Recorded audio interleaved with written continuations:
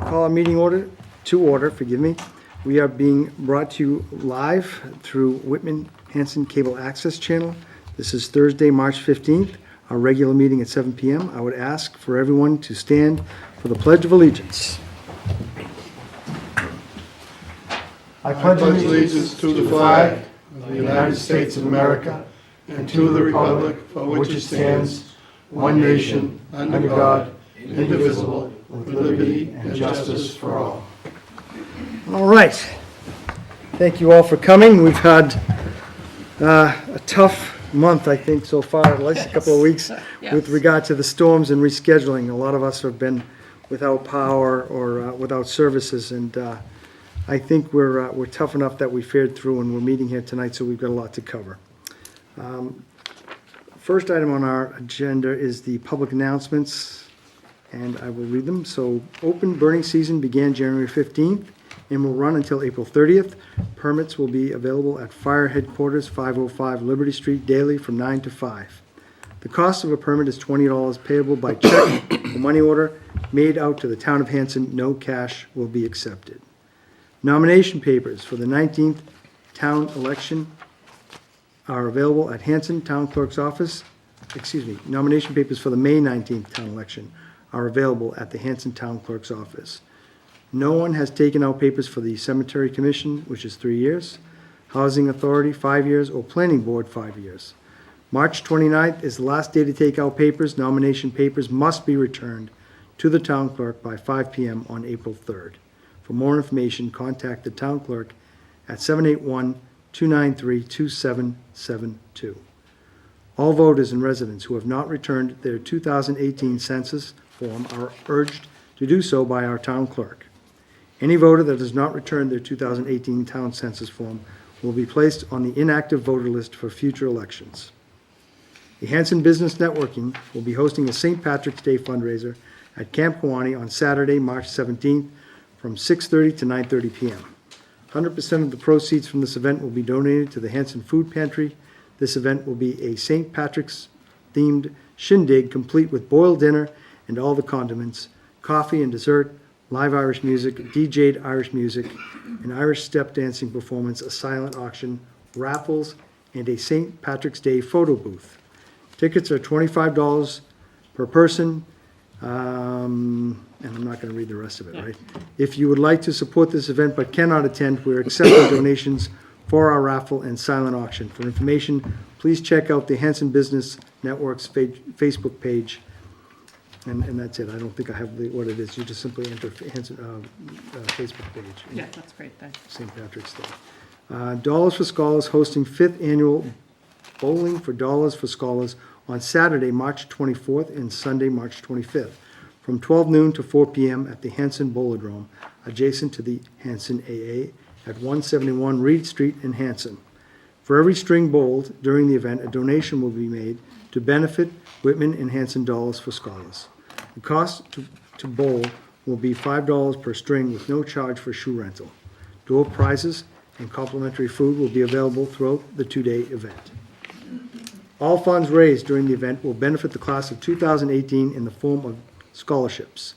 The event is being hosted by Whitman and Hanson Dollars for Scholars. For more information, please contact Michael Ganshert, at 781-252-9683 or visit www.whitmanandhanson.dollarsforscholars.org.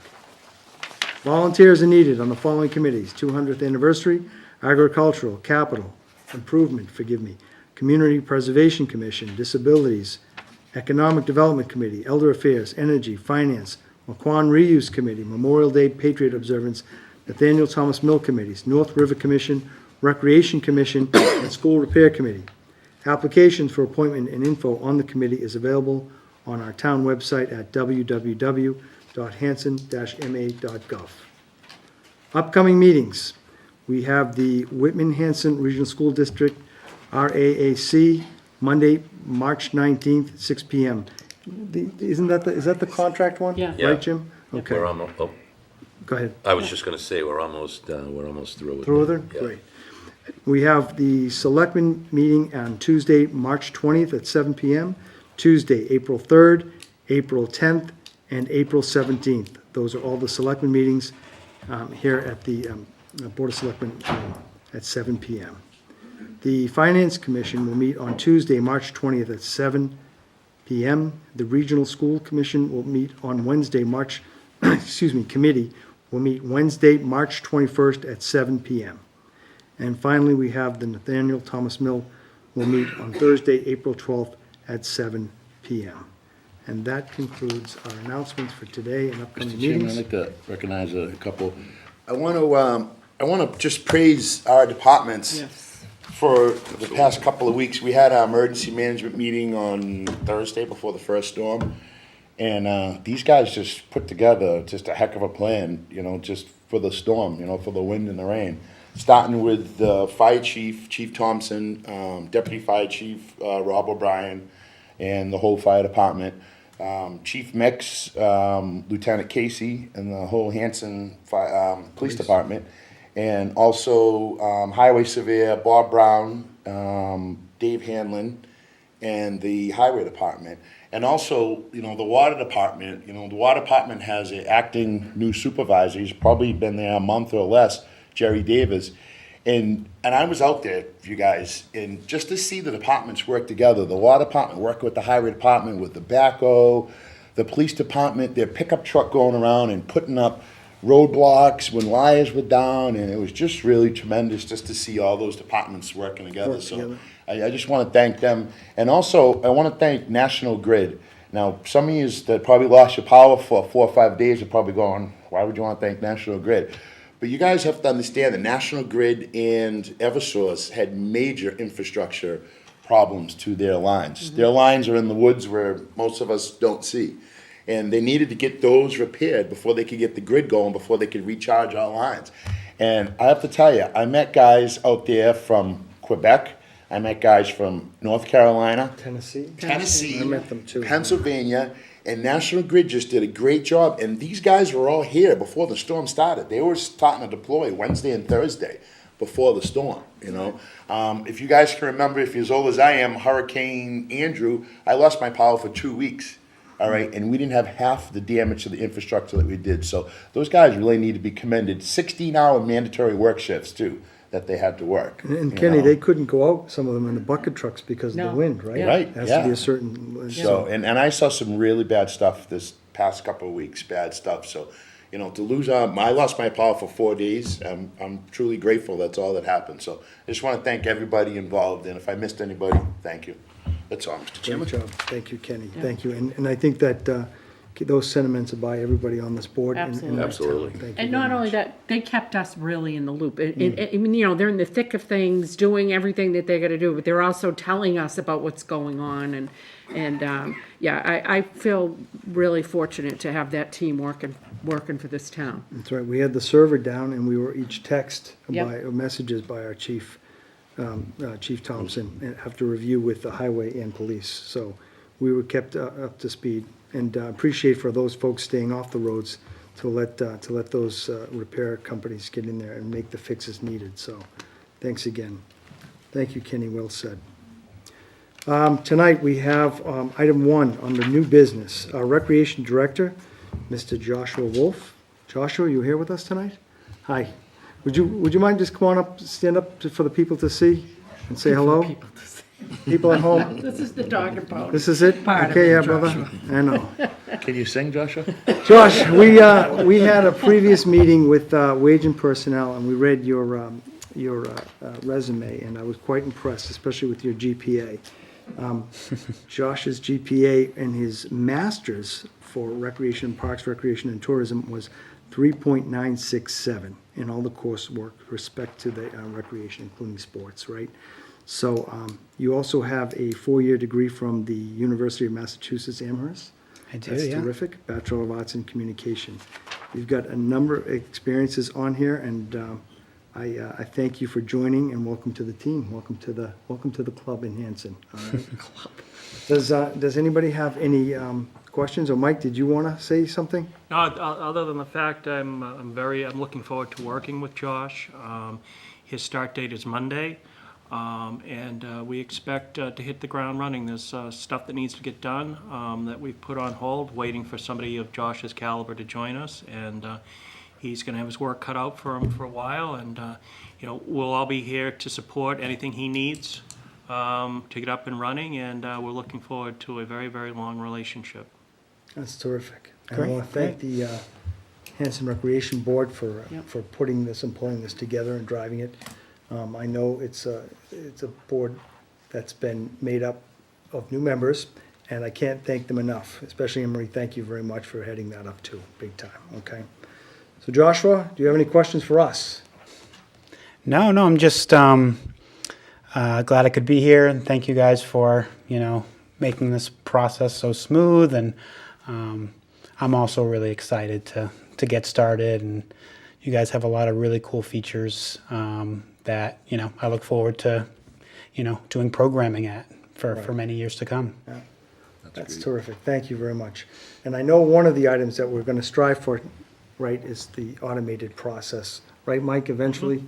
So if we can make sure that's on there in terms of the bookings of the rentals and so forth, right? We want transparency, but we also want, we want it on the mark, making sure that the turnover sheets, I'm saying the whole process We itself. want to step into this century. Yeah, bringing them all to an automated session, so, thank you, Joshua, and welcome very much. Yeah, thank you. Okay, so if we've got no further luck. questions, we have, update is gonna be 7:30, you said, on the 200th anniversary. It may be a committee. little later. That's fine. Yeah. We've got two items. We have with us tonight the planning board members, Joe Campbell, vice chairman, is that correct, Joe? And member Don Ellis, is that correct also, guys? Yes? So we have a discussion on your item, on your agendas, forgive me, is item 3. So Joe has asked for this to be done. He asked for it back in January 30th, but we finally got to it, Joe. Thank you for your patience. Item 3A, I believe, is a public street layout and acceptance procedural checklist. Mike, I was looking at this. Is this something that we currently have in place as a town, or is this something that we're proposing to do? This is something that Joe has put out as a proposal Okay. to augment what's in place right now, to tighten some things up. This is the checklist, right? Yes. Okay, okay. So you'll see items 3A on your Yep. iPads. So this is the layout on this item, and basically it has a step of the layout, and I'm not gonna read into the details, the acceptance and the acquisition. Joe, do you wanna, just stand up, take a stand, please? Let us know, and just give us a quick overview of the process that we have here. Yeah, sure. So Joe Campbell from 150 Woodbine Ave. I'm also a member of the planning board, but this didn't start out as a planning board. Mike came the other night and asked a few of the other planning board members would attend, just in case there was any questions that went back and forth. So one of the things that we noticed was myself and a few other citizens back in January, as the chairman was saying, was that we noticed that there were a few gaps, a few things that could be improved upon in regards to adopting a policy to basically establish a better procedure for the Board of Selectmen to be able to consider requests that come in from private street owners to make their private streets into a public way. So what you have in your notes is more of a culmination, basically, of a few other policies that we had read and reviewed and put together some of the key points and sent it on to the town administrator, and the town administrator went over them and also concurred that it definitely there was some key gaps that could be filled, and came up with this kind of policy. I don't know whether it would end up being permanent policy or how we would change it for the town as a whole, but I am hoping to see if there would be some kind of way to fill the gaps, and I'm hoping that this policy kind of sets the board and the town in the right way to fill those gaps. So I think we all kind of know what you're talking about, but for people that might not be up on what the subject matter is, I'm wondering if you can kind of lay a little bit more of a foundation in terms of what you're looking at, streets to be accepted by the town and Sure. that kind of a thing. Yeah, well, sure. Right now, a private way is a road in town that's just not accepted as a public road. I believe at the last count before the last time the town accepted a private road for public road, I believe that there was 18 miles in private roads, but I defer that to highway to be able to I think it's That's a more. ball. quantify that. I think it's more at this point now. So that was I want to say back in 2008 was the last private to public road acceptance. So back then it was 18 miles, and now I think it's even more. So this would be basically citizens that lived in subdevelopments that want to have, you know, their roadway accepted as a public road. Right now it's a private road.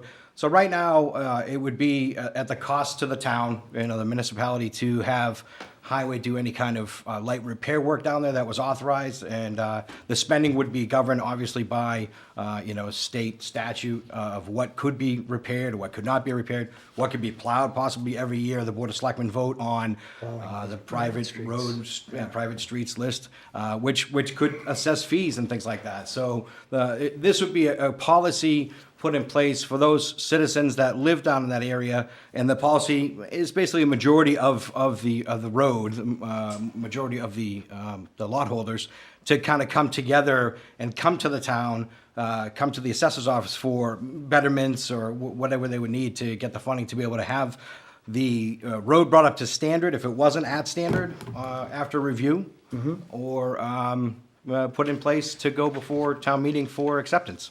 And it would be the Board of Selectmen that would be placing that onto a town meeting once, you know, some of the prerequisites were filled in. So, and that's a good thing, Joe, because in the past, the way it's been done is you get a group of people, right, in the town who live on a street, and they basically say, hey, we want our street as a public street. Right. And the benefits to being a public street are those things that you just mentioned, right? Getting plowed without having to be voted on each year or whatever, and basically being taken care of by the town. Correct. The town takes care of the infrastructure issues on the sewage Right. and so forth of those streets. And what's been happening, and the reason why we have this policy is because in the past, what's been happening is a couple of times we've gotten burnt by taking on those areas. That's correct. And not having somebody check out the infrastructure to make sure that it's up to code, right? To make sure that things are working in the way that they should be, especially like sewer systems, Yep. right? You know, sidewalks, especially making sure that they've got access for disabled people, right? On wheelchairs and so forth, or with canes, whatever. All that is encompassing of that check to be public, from private to public street. Absolutely, Mr. Right. Chairman. A lot of the things that happen now when you have things like with the storms that we've just had, we're getting a lot of erosion, side erosion, and things like that. The folks that are down in these neighborhoods, if they don't have an HOA or something of that nature, those could go on for forever. And the town is very, very limited on the funding and the man hours that could be spent on doing those kind of repairs. So this way, we'd have a policy in place to actually have those roads accepted onto public ways, and they'd be added onto the town itself, and those responsibilities would fall onto the town to take care of. And I think it's important too, is it would be the same for everyone. There would be Yes. there would be a Consistent. agreed to consistent Yep. policy that would go from street A to street Z. That's correct. And I think,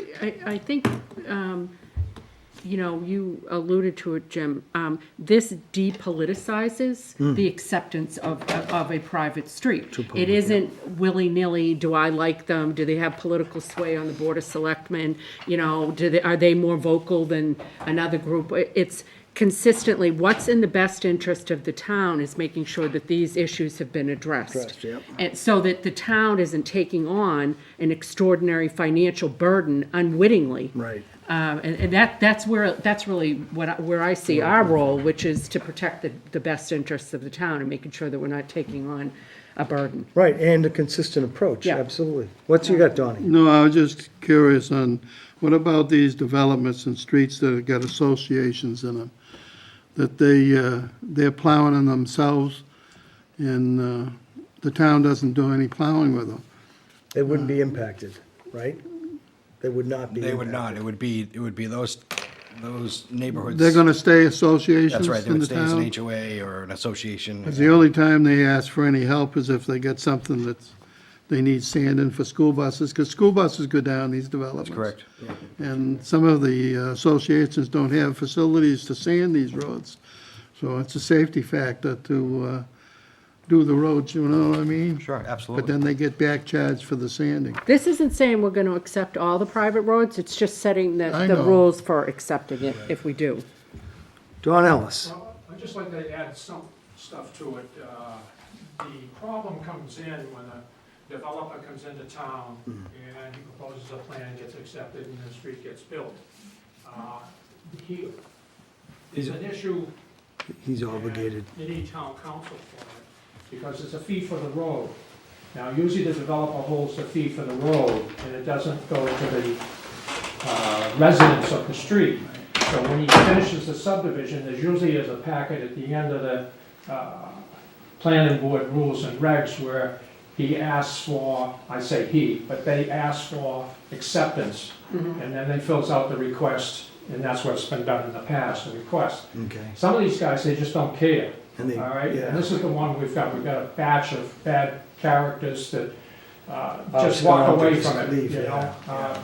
And they can get away with it, and we hold it. And of course, citizens that are on that street want it accepted at that time, and they don't realize it, but he walks away in regards to all the way. And that's where it gets complex, because these people are paying taxes to the town. That's right. Right? They're paying taxes at a certain tax rate, and I understand their frustration, you know, but the problem goes to the point that you just said. Right. Right? And it makes it frustrating because they're paying taxes, they're expecting services, Right. but yet they live in a place that's not considered a public roadway. Right, because the developer still owns the road until he wants to relinquish it.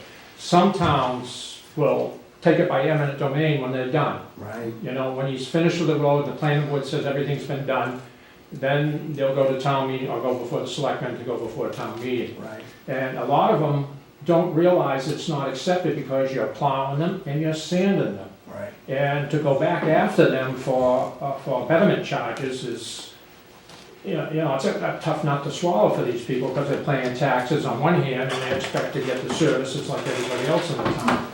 So we almost should have some sort of policy when, at some point, we've got to, maybe through town council, getting a recommendation for that. I'm not familiar with all the other towns and the problems, but there's a gap in between finishing and accepting, and that gap has got to be closed so that, you know, the town's missing out on chapter 91 money. But is it and they're important? taking care of it. But is it important to So know we're that losing. after they finish, they may opt not to become public, right? They can still choose to stay independent. Well, that would be up to the residents that are on the street. Most of them, I don't know of anybody that wants to be, Right.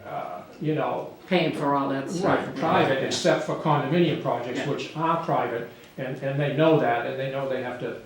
Well, that's where I think where our legal counsel comes in. Right. Kate Federal. And can you pick me up? Sure. Yeah. It does get picked up, okay. So the question becomes, yes, absolutely, a street can remain private, and you're right, absolutely right. Most residents don't want to remain on a private street. They'd much prefer to be a public street. But it's totally within the discretion of the town whether or not they want to accept it, because of course liability attaches. You have continuous maintenance forever unless you go through the process of abandoning a public street. So everything has to be, as you said, brought up to code, ADA compliant, you know, plowable, all of that stuff. So all of that, the factors that go into the decisions as to whether or not a private way should be accepted as a public way are everything that the board should consider. And I think the policy does a great job in vesting the planning board with responsibility for filing a report so that you're educated about the condition of the road before you accept it. Because that's not something that's set out in the statute. Right. So you have to create that by policy, unlike all the other components like the layout hearing and all of that stuff. But I want to be super clear that if residents come to this board and say, I want my street to be private, and they try to force an article, they petition an article for the warrant. It doesn't, even if they get that town meeting vote, the moderator lets it go through for some crazy reason, it's invalid because the layout hearing has to happen, and that's within this board's discretion. So if it's a disaster of a road, you can stop it even if it's there's an attempt made at town meeting to push it through and pack town meeting with the interested parties. So the one thing that concerns me about the policy is the cost. I saw that. There's two positions that they're basically hiring, right? One is an engineer, Yep, and the other one is an attorney. yep, And those costs would be incurred by the people on the street. and that's great. Those pieces are great, but it also says later on in the policy that all the construction costs have to be borne by the residents on the road. And so there are 2 points I'd like to make on that. Is one is a practical point. Road construction is costly.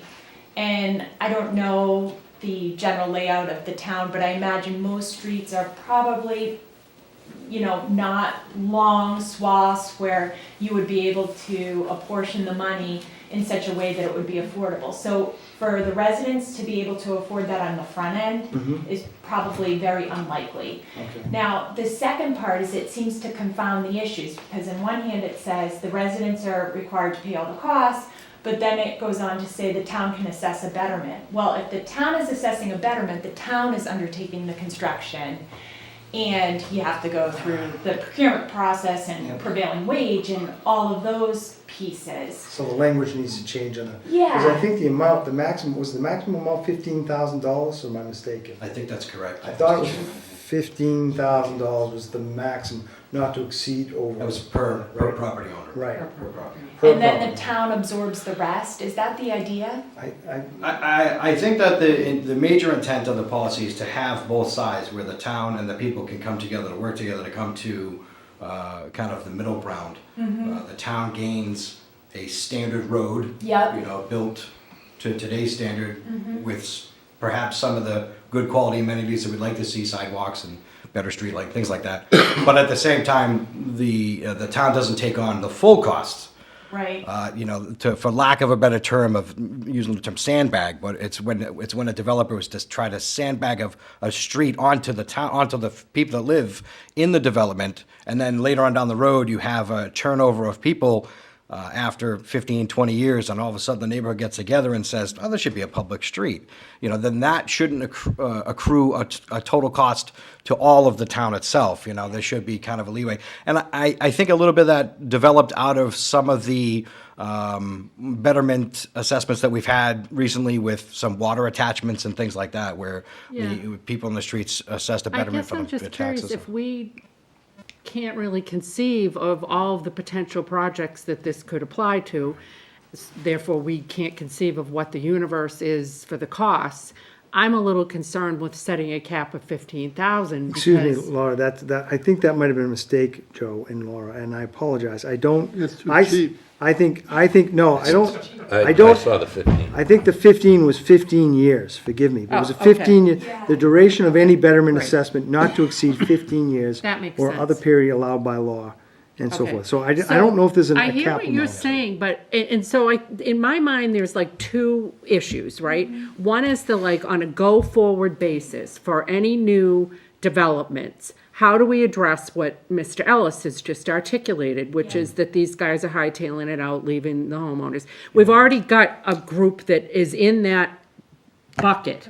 And we may not have much leverage with the developers who have left and already, closed out the development. So to me, that's the bucket that would be addressing with this new policy. And then on a prospective basis, how do we get some teeth into the compliance of making sure that these issues are taken care of before developers pack up and leave town? Yeah, so the piece I didn't That's what I got something to say. Okay. was when you said they hightail it out of town. Is that before giving the deed or before finishing the construction on the road? Both. Both? Correct. Okay. I've got one answer to that, and what I'd like to see is get a hold of state legislatures, because those are the people that make the rules, and right now, the rules are one-sided to the developer that can do that. Not the people of the town. Right, and the people in the town get left holding the bag. Now, if the legislatures would come in and say, all right, they put it in, do the subdivision, you have to hold back 10%, Yep. 20% until it's accepted by the town. Well, we could And talk to what Josh that on would that, do Josh, yeah. is it would cause the developer, because he's holding a lot of money there, to get it done and give them incentives. Because if it's not. Can we then do use that as the a money. town without So- involving the state? What happens is, and we've had this discussion nine times over. Legally, what is So it? Yeah. what happens is when you have a subdivision, Mhm. you have three options to ensure that the infrastructure is constructed. One is a bond, cash surety, and then you also have lot restrictions. So you can't sell the lots until the construction, the infrastructure is complete, right? And so which of those choices is used is up to the developer. And that's what we're suggesting about changing the legislation that the town should be able to decide. But no, it's at the discretion of the developer. So what typically happens, because if you have a 20 lot subdivision, let's say, it would be very expensive to get a bond. It would be obviously super expensive to have enough cash to have a cash surety. So what developers typically do is they put on these restrictions that prevent them from deeding out the lots. And then as the infrastructure starts getting put in, they decide, okay, I need to start selling these lots so that I can continue on with the project because I need financing. So they switch their type of surety that the town is afforded to cash surety or bonds. And then they start releasing the lots, and then you're just left with that. So what's in the board's discretion, and it's kind of a fine line to walk, is they set the threshold. What do they think the cost of construction could be? And you want to build in some cushion there because what's happened in the past is when the market fluctuates in raw materials, the cost of those raw materials changes. The town is sometimes left with holding the bag because the developer says, it's gonna I be can't afford more it." expensive for me to Yeah. pave this road than to just run away from my money. Yeah. So you have to make sure you build a sufficient cushion. That said, you don't wanna bankrupt the project so that they have to hightail it out of here regardless. So it's a fine balance. So how do we fix it then? Because I commend you guys for stepping up on trying to address the problem. And I know, is it that you just need to review the policy, Kate? from a I'd legal- like to review the policy because I also think there could be some great additions, and I don't know if you've seen this in some of the samples that you pulled from. In terms of public policy and priority for these kind of older decrepit roads, I saw one policy where they kind of evaluated the streets based on the intensity of the use. So if it's a dead-end street with 5 people on it, less likely to be made a public street because it doesn't have much public use. Okay, Whereas if you have a through street, it gets greater priority. I understand. Or if it's near a school or whatever, they had probably 10 different levels of rating the streets. Okay. So I think that might be a really good addition too. So what I'd like to do is kind of tweak the language on the cost apportionment, because if we're actually going to take the street and then do the construction, it's better to then just assess the betterment if it's feasible, and that can be made discretionary with the board. Yeah, and by the way, I know Donnie has a question, Kate. Yeah. That's a great point to tweak the language because there is no mention of what the cost is. No, So Donnie, go ahead. I'd like to see the town get some policies that when a developer comes in town and they're gonna put in a road and they're going to have sidewalk, and they have to put water in, they have to see the water department. I found in the last couple of years, we've run into this problem for the simple fact that the developer starts their project and they run out of money. So the first thing they do is they sell a lot and they sell a home and they get the building permit to build a house before the road's in, before the water's been connected, and before it's been asphalted. I've worked for 60 years in Plymouth County and around. And a lot of the towns, they have a policy that you can't build a home on a development or in a parcel of what they're doing until, if you need a road, the road has to be in, the water has to be in, all your utilities have to be in, and it has to be base coated, even the sidewalk base coated, before they can get a building permit. So therefore, after the building permit is given to them, then they can build the building. But what's happening is, they don't have the money. And we had a case right up on West Washington Street. He got the permit, built a house, sold a house. Before the asphalt was even on the road, they wanted the water department to go up and put a meter in the house because she was moving in at the end of the week. Now, how can you accept or give a person a permit to live in a home and the road isn't even done? Well, is Hanson's, can I answer to that? Sure, I think, I've seen some dirt roads that Hanson has, definitely, I've been down some of Oh, them, yeah. so. Our rules and regulations don't allow that. Right. When we allow a subdivision to go in and we work with a developer and get all the primary stuff done, and he goes in there and starts putting the infrastructure in, we do not release the lots for sale until he has all those items done that you just mentioned.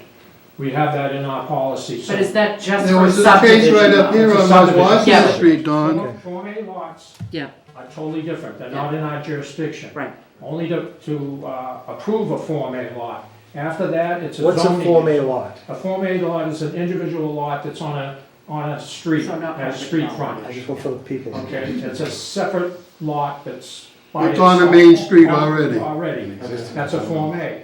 Now, what it does, it goes, once we approve that, sign off on it, and they record it, or whatever they do, want to do, then if he wants to build, he has to go to the building department, and he has to get septic and so on and so forth on a checkoff list that the building inspector has. He's the zoning officer, so it'll make sure that it meets all the setbacks and zoning requirements of the town. Before the sale. Right, that has nothing to, an individual lot doesn't have anything to do with us. We have adequate access bylaws that say, okay, if it's on a dirt road or something like that, it has to meet certain requirements. Okay. We can make them pave it, we can make them put water down there, or whatever the circumstances might be. But that is a concern, Dawn, on how that particular issue jumped the track. It isn't necessarily pertinent to this particular Yes. conversation, but it is concerning. So- Now, the other big issue is that Alden Way is kind of unique. I just got on the board at that time. And they were holding, the planning board, the town was holding back, I think it was $230,000. And he wanted the street, he wanted his money back, so he wanted This was a to sign bond. off on it, release the bond. Hmm. Well, the planning board went back and said, we need the road redone, we need street signs in there, we need drainage done, and so on. And the developer said, I'm not doing it, I want my money. And they said, well, we're not giving it to you until that's done. So he took it down to court. So they got before the judge. And the judge said, there's wear and tear for 15 years on the road, he does not have to repair it. The signs were there and signed off at one time. Right. The landscaping was done and passed on by inspectors. Sidewalks were done, catch basins were done. Well, the catch basins weren't done, and that's the only thing the judge said. You've got to release all the money, except the money to do the Catch catch basins, basins. okay. So our hands are tied somewhat, and that's why we need some legislation from our, And a good State, attorney, better right. attorney, maybe, not that you guys did. I'm sorry, but yeah, but this is the issue. I understand. Donnie? Yeah, can't the town put in a policy that before you build, to have the road at least based with the sidewalks, all utilities in, We do. before they build a house? Right, we do that now, that's required. Well, how do they wind up 15 years later and the road's not finished? It was done, it was finished. In this particular road, if you're talking about Alden Way, it was finished, it was all done. And the developer just didn't want to come after his money. No, it was. We have another developer that's out there Yeah, but today. that's why they have to put a bond up, so that we can fix things before you can get, Well, they did in this case, but, okay, so, and I get your point, Donnie. I think it's, Donnie, that example that you used, Right, we was- need some teeth, you Don. need it, you're right. We need Yeah. something. Now, So- I don't know if Well, I wanna take we it to- can do it. I want to take it to Kate. Kate, Yeah. you said that this policy that we have in place needs to be reviewed. One of the items that you want to tweak is the language on the costs, Yeah. right? Because I think right now, all the costs are under the people on the street. Right. What other items did you notice that need to be probably? So, and in addition to giving priority to the different types of streets, because Yeah. I think it would give you a better guideline Yeah. and perhaps make it more uniform in its application. Yes, definitely. So as you say, it depoliticizes it. But otherwise it was really great. I think it addresses a lot of gaps that are in the statute. So, I Well, think with a couple of minor tweaks, so- you'd be good to go. And the goal is to get this ready before town meeting, correct? Well, this is a It's a policy. policy, you Policy don't need to. says It doesn't need to be voted at town Oh, meeting. all right, This okay, I needs thought to we be were adopted. I thought we were gonna bring it to town meeting, but I What do you think, think but I'm about thinking I'm thinking the policy itself, when you go to move the street from private to public, then it goes to town meeting. Then it does Then go it to goes town to meeting. town meeting, okay. So this policy change, there's no, we should try to get done as quickly as we can. This is really gonna be helpful to us, Oh, cause yeah, we'll yeah. be like, hey, let's just look at the policy. And I thought the checklist was good too, because Yeah. that's the layout that you talked about, Kate, that Right. needs to be done. It's Right. something that I think both boards want to move on quickly. Okay, However, I want to make sure that it's clear that we're under no deadline because it doesn't need to be brought before town meeting, it just needs to be adopted. So we have a semi self-imposed sense of urgency about it, okay. Yeah. And it seems, There's Mr. nothing Chairman, wrong the with unfortunate thing about what was sent is, across the Word doc that was sent to the town administrator, there is draft in the background, but apparently it didn't come across on the Word doc, so. No, that's okay. Yeah, it should be, the whole policy is absolutely drafted, should have fluid to Yeah, it, yeah, which the that's town okay. administrator and I talked about. well, I mean, I sometimes appreciate that the watermark initiative. doesn't show. It doesn't show up right. I so. really appreciate the initiative of, Oh, you this- guys oh, yeah. taking the time to think this through. This fills a and gap, like see we said, See yeah. a gap that Just like- needs to be addressed, and, I think it's gonna help us a lot. Just the conversation for the past 5 minutes alone shows the reason why we need to be able Yeah. to fill those gaps. There's a lot of Definitely. this and that and who and when, and we really hope that, or I really hope that this would take care of that. So, that I gap issue. think, Joe, the general consensus of this board is to move forward with this policy, okay? And to ask town council to review it, make the necessary changes, take it back to you guys, make sure you guys are okay with it, and then bring it to us. Yeah. Would that be the way that we go with this? Sure, absolutely. Mike, would you Yeah, agree? and I think to Joe's point too, I think that you had mentioned it's been several years since a road has been adopted, has been accepted, that you go through these gaps where you have an entirely new board, perhaps two entirely new boards, and without any guidance, without any semblance of consistency, that you don't know what you're doing. And I don't mean that in the wrong way. I've only been involved with the acceptance of a couple of roads, and I've been in this line of work for about 15 years. And I had to go back and take a look when you presented this. Oh, yeah, yeah. So, I mean, I think it's beneficial for all parties. And if we don't have another couple of roads for another 5 years, well, then we pick this piece of paper up again and we see how we did it 5 years ago. And I like that you guys also addressed the acquisition issue, if we take it over by eminent domain, if somebody abandons it in that regard too.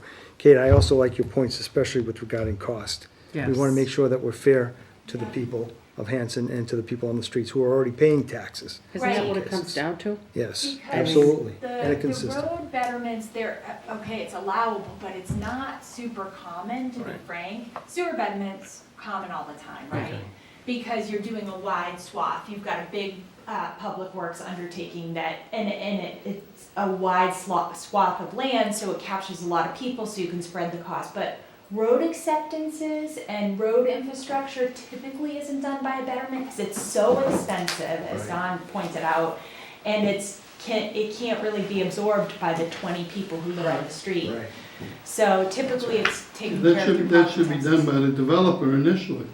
Right, but I mean, talking about these older kind Yeah, I of know the decrepit old- streets. Something that's already there. Problem children. But you're right, Donnie, in terms of some of those streets. We need to make sure that we have a consistent policy in place.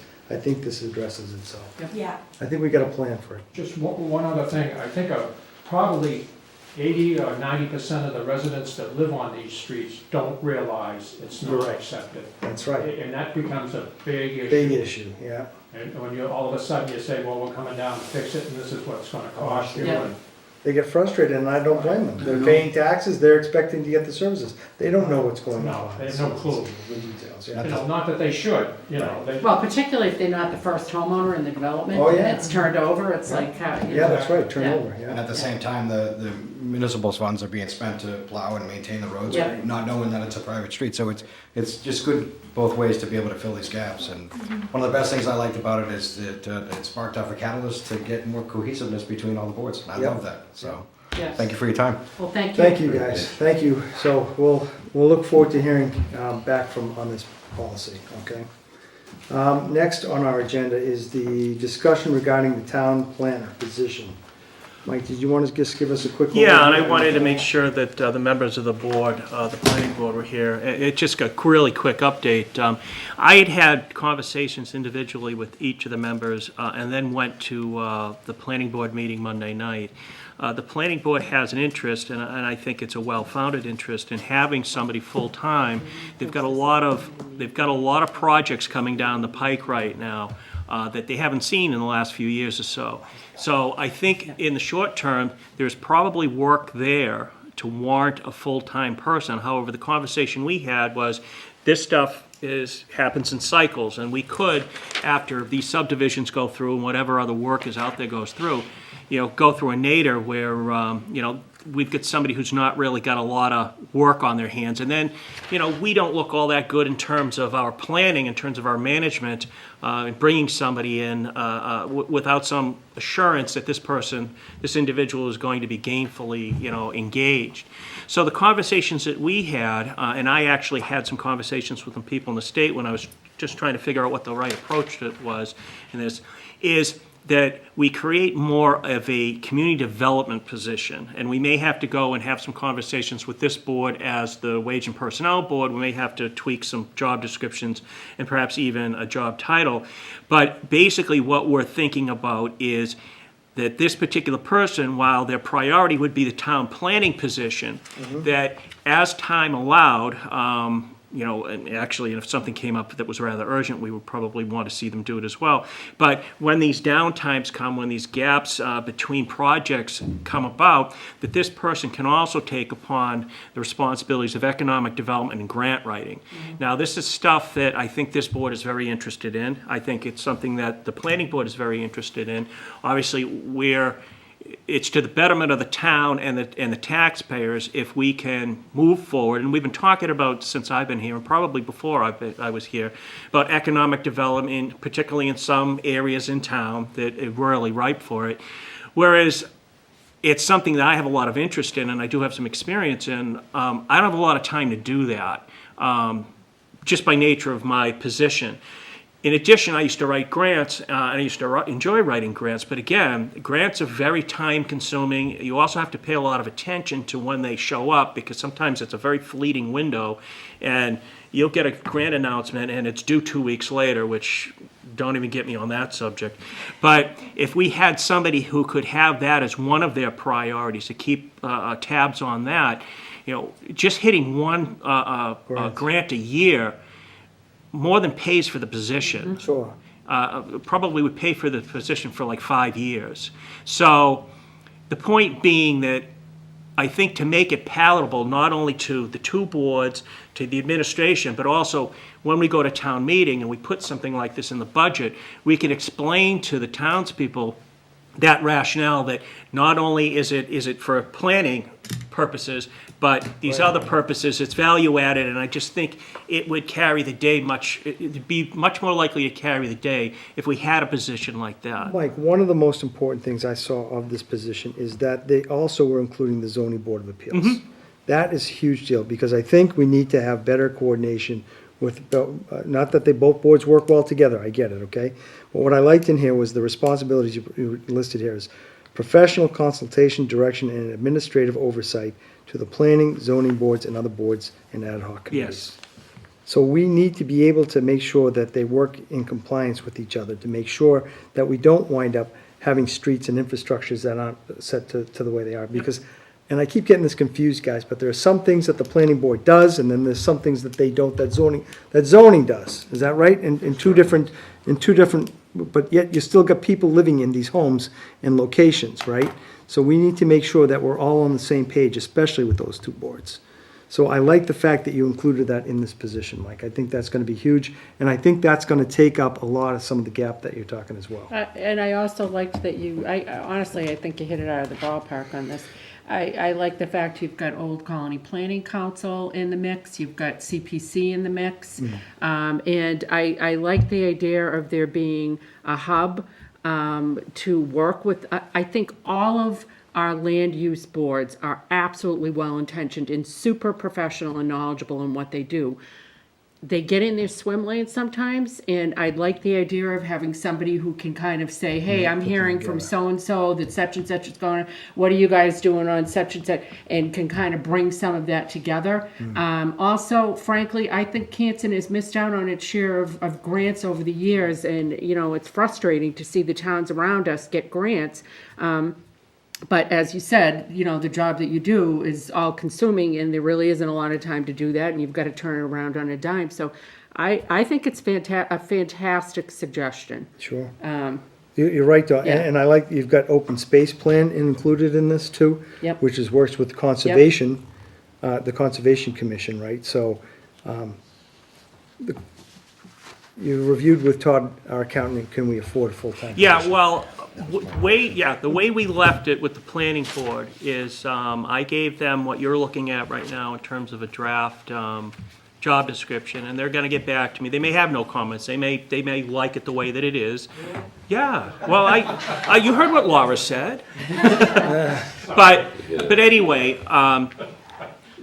you know, I wanted them to take a look and come back to me with some comments, some edits and whatnot. And then what we'll do is, and I've started to take a look at what that sort of a position would command in terms of a salary. And I have had the conversations with the town accountant, and I think within reason, I think we can fund it. Okay. It's not going to be, you know, a multi-million-dollar job, but it's also, we're not going to pay peanuts. We can reasonably put something out there that I think can attract a quality person. Well, I also like the fact that you're being responsive to the planning board, who are volunteers and are doing the best they can. And if they say that they think they need a little bit more of a time commitment from an employee at Town Hall, then I think we should try to be responsive to that within reason. And so I think that this, you know, is a creative way of filling that, and it gives us some agility so that if there is a downturn, then we've got other things that this person can do. And I think, to your point, Laura, you know, when we were faced with the departure of our conservation slash planner, you know, I reached out to the planning board, and the planning board gave me the input that I just conveyed, that, you know, they felt that there was enough work there for a full-time person. And I wanted to try to cooperatively put something together with the boards, such as I would do, hopefully I would do with any board. I mean, I don't want to just, you know, hoist something on this board. I want it to be a cooperative effort. I want it to be successful. Because basically that's what we're all trying to do. We're trying to move the town forward in a positive, successful manner. And the only way I think we get that done is by doing it cooperatively and having these conversations and maybe coming to a compromise. And, you know, there's only a certain amount of money, there's a certain amount of work. Let's figure out the best way that it can work for all of us. And I think we're pretty much there. So Mike, one of the things under supervision on this, right? One of the things that struck me was, and I wanted to ask you quickly about it, the employee has access to confidential information, makes sense, including personnel files. Why? Why would they have including personnel files? It would be if somebody came under them. Okay, gotcha.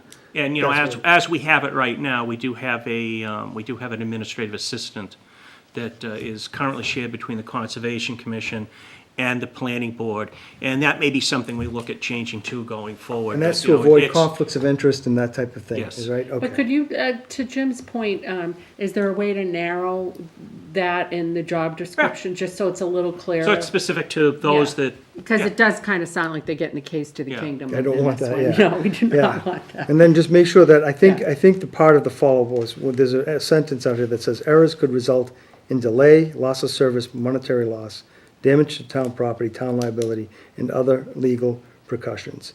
I'm not sure if we want to put that under the supervision, or if we're just stating something that could result in the fact that this person doesn't have this access. Make sense? So just think about that when we're working on that, okay, guys? Yeah. Other than that, I thought everything, to me, made sense what's being asked here, honestly, okay? Any other comments from anybody else on this? Yes, just 2 weeks. Joe Weeks. I Hi, Joe Woods, 83 Hancock Street. I just wanted to just point out that I just really appreciate Mike and all the effort you put into this. From day one, he's kept us in the loop on these things, and he's really taken the feedback and passed it on to you, and I appreciate the support that you guys are showing to us as well to meet the needs of the town. What we've found is that when the town planner or conservation agent were kind of the same position, it was just taking up too much time, and it was unfair to the employee, and not in a negative way, it was just taking up a ton of time to just get basic things done. And we sympathize with that, and we're at a place right now where we have so many projects going on in the town that we felt it necessary that a 40-hour position needed to be done. So, you know, to Mike's credit, he really found an interesting way to kind of pull all these together, and I think bring multiple positions into a place where there's continuity of some of that information, to your point about the zoning. Yep. But that being said, you know, he's kept us in the loop the whole way. We do have a couple tweaks, and we're working on it right now to try to figure some of these things out. They're minor tweaks, but they're tweaks nonetheless. Sure. But we feel pretty comfortable overall. But you know, we feel comfortable working with this. But just kudos to everybody for helping Thanks. us. We appreciate it. And you're right, because I think this is going to address the growth that Yeah. Hanson is Yes. experiencing. We're so. going to be going through some growing pains. Right, right. We get some good projects down the road. As Joe. well as Mr. Chair, cheers to the interim town planner, Ms. Petty, come in just a juggernaut with a fresh ideas and Yep. just fresh communication, and really. She's an attorney too, that helps, doesn't it? Absolutely, that's helped a Yes, few very times. good, yeah. She's unbelievable, to your point, I'm sorry, but whoever comes in next has Big incredible shoes to shoes to fill, because she is fantastic. Yeah, Absolutely fantastic. hopefully she'll take the full-time job, we'll see it, but we'll be a candidate for it, okay? I should say that. Just one other thing that the town planner is doing that is the greatest benefit to the town for cash is the Complete Street program that she's working on. Yep, Has worked on, it got acceptance, and that's given the town $400,000, you know, to do improvements. that's right. And this is an ongoing benefit that the state is allowing. We don't know when it's gonna stop, but they still allow it every year. So if we need somebody to keep applying for that, to get the sidewalks in town, get your road intersections upgraded, traffic lights that's got push buttons that's safer for the kids to cross on. And there's a priority list that was made, that she was in the past, town planner was involved in, that give us direction. That's a good point, Donnie, because I think, It's a great benefit. I think they're accepting, we're doing it on March 23rd at 1 PM, right, Mike? Wasn't that Oh, it? That's the formal ceremony. Was that the formal formal ceremony to ceremony. accept from Lieutenant Governor Polito, Speaker Robert DeLeo? Was that here? It's one of the towns, no, I it's think in, I think it's in Everett, I think, actually. are they gonna Winthrop. present like one of those lottery-sized checks to us? 45 Pauline Street, Winthrop, Yeah. Mass, at 1 o'clock PM on Friday, March 23rd. Those are negotiable, actually. Yeah, He had one kicking around in one of the towns I worked in, and a Somebody tried to banker cash came in, and it had all the right information on it. He said, you better put that away. That's actually negotiable. well, that's terrific. So I think, again, we're going in the right direction. So we're gonna go for this position then, right, Mike? Yes. And So they're what's the gonna- next step? I think they're gonna take a look, the planning guys are gonna take a look, At the- respond, maybe work with Mike to tweak a little, and then are you To gonna? tweak the existing Yeah. director position? Yeah, well, like I said, I mean, there may be a further step for this board sitting as the Wage and Personnel Board, Yes. perhaps to change, what we've got out there right now, and again, perhaps to the extreme where we change the title to Community Development as opposed to Town Planner. But, we'll work through that and come to this board and ask for that, whatever changes we need. And then once we're clear on, what we all think needs to be in that job description, then I'll go back and I'll do a little further analysis in terms of what something like that warrants in terms of pay. Like I said, I have a pretty good idea already looking, and I'm pretty sure it's doable. I've had, again, these initial conversations with the town accountant. So I think we can do it. I think we can. I'm And Mike, actually looking forward to it. What's your ETA on when we would ask to fund said position? I know we've got, We'd ask for it through the budgetary process. okay, We would put it within, there's already obviously, half-time money that's budgeted right now within the planning budget. So we have some seed money to start with, so we're not looking to go from scratch. We'd be looking to augment it by whatever Yep. the difference is when I figure out what that's probably worth. So it would actually just be rolled into the annual town meeting Okay. budget, and once that's passed, although, we could proactively start doing, when we come to an agreement on what we're looking for, we could start going through some of the motions of trying to get it in place so that we get somebody up and running as quickly as possible. The person that we have that has been so, I think, appropriately lauded, Yep. she will stay with us up until the time that we are ready to move in another direction. I'd like to think maybe she have an interest in it permanently, but, Yep. and I see all the smiles, and so would I, but, she's still betwixt and between as to how she's gonna move forward. Okay. That's great. I think that's terrific, and again, thank you for bringing this to our attention on a position that's very much needed, I think, especially, I really like the fact that we can work with the zoning board of appeals and planning to make sure that we're all on the same page. Okay, next we have on our agenda is the discussion and review of the earth removal bylaw and the proposed storage bylaw. So you should see that on your iPads. Item 5 is the existing earth removal bylaw. Now, this is under item 5 on your iPads. So I went through this bylaw the other day, and the thing that I noticed on our website was that when you looked at the bylaw, Article 3-12, there's a small link at the bottom that says enforcement. And that basically says, who enforces these bylaws, right? So I clicked onto that, and I was educated to know that the Board of Selectmen It's us. who do it. I thought we voted on it only, but I didn't know that we're the policemen of that bylaw, okay? Right. So, and by the way, one of the police and selectmen is both, by the way, okay? Neither of whom particularly have soil removal Expertise, right, I'm so. just gonna throw that out there. So but- there's definitely some conflict with the way I think we feel about the fact that who should be the enforcement officer on this? And I found out, Mike, correct, that the Board of Selectmen has the authority to appoint somebody as the enforcement officer of that policy. For this and actually any policies that the Board of Selectmen has enforcement authority over. And that makes sense. Yeah. So, my bad, because I thought we were just voting on it, but it makes sense when I saw it out there. And I wanted to kind of get a snapshot of all the policies that the Board of Selectmen have that we're not maybe qualified to do, Mike, if that's possible. Yeah, in the and that's future. what I was gonna recommend, Mr. Chairman, that, as we sort of had this thought process percolating, that I think it is appropriate, very appropriate, for the Board of Selectmen to authorize, and in all honesty, I think it should be the building inspector, to authorize someone to act as the enforcement authority, aside from the board and aside from the police department. And again, I wouldn't expect an officer of the law to be able to go out and interpret these sorts of bylaws.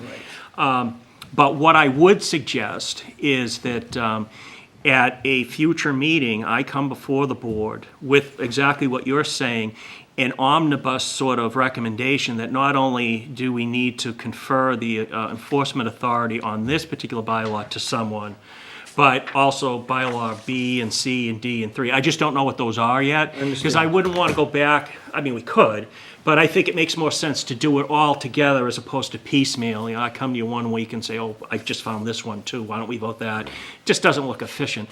I think, and plus, I am under the impression that the building inspector does not have any reservations in No, taking he's over willing this to take it. particular That's right. authority. However, I'd also like to, if I identify other bylaws that we would like to have someone else enforce, I'd also like to have that conversation, say, well, what about this? Do you feel comfortable with that? Because I would expect him, if he didn't feel comfortable in terms of his ability to interpret, his ability to enforce, for him to say that, so that we might at that point look to find a different individual or a different position to enforce that. So I'd like to do it all in a comprehensive approach, which we can do, I think, quite easily in one of the next couple of upcoming meetings.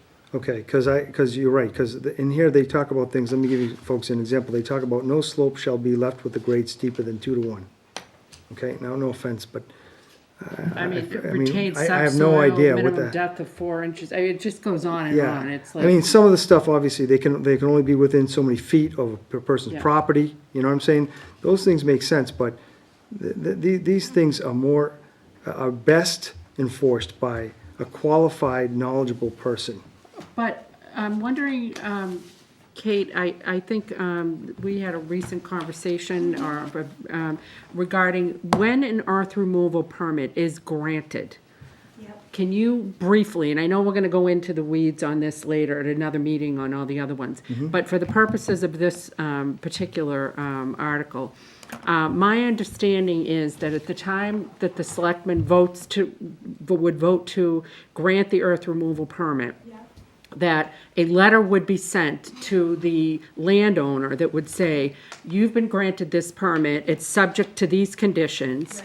And then are they required to hire an engineer or somebody that verifies that these conditions, that the order of conditions have been met essentially? You can specify that in your letter if Bob is unable to verify, depending upon what your conditions are. Right. Some are easily verifiable, others may not be. Yep. So you can specify that in any issuance of a permit that you give. Okay. So, depending upon the nature of the enterprise that they're engaging in. So Mike, I understand your point about waiting, I do, but I don't know. I personally, Mike, feel responsible, not responsible, but I would like, is it possible that we could assign Bob as an interim enforcement agent until we finalize it? Is that possible? Well, to do it's, something like that? I just anything's honestly feel- possible, and I'm certainly not advising the board not to move forward. Yeah. You know, it's just my suggestion. However, if the board feels more comfortable in tackling this one, I'm certainly not going to oppose it. I do. But what I would suggest is not even to bother to call him the interim, just Call him what it is. call him what it is, because we're not going to, you know, I think you might have other things, though, that he may be enforcement Yes. over, so I think you Yeah. should take a couple weeks and have him review everything, Bob's so good with this. we're not calling Yeah. Bob every other week, I hey, here's another one, Oh, here's yeah, no, another one. Bob's good No, with I doing know, this. but well, we're not gonna, doing this, we're not showing it. We can take a vote on this one thing and I then we think can. that's my point, is Okay. I would, and Kenny, I understand Mike's point, I get it. But honestly, Yeah, no, he's this has been going on without an enforcement officer for too long, and we need to get somebody on this, okay? Because if I've got somebody out there who's ripping apart land, taking earth out or moving it from one section or another within their property, we Without got a a problem, construction without permit. a permit, without the stuff, right? Who's gonna go out and enforce it? They're gonna call you and have you come out there with a police officer to make sure that there's a 2-to-1 ratio and the certain slope is this, and you're 200 feet within the thing?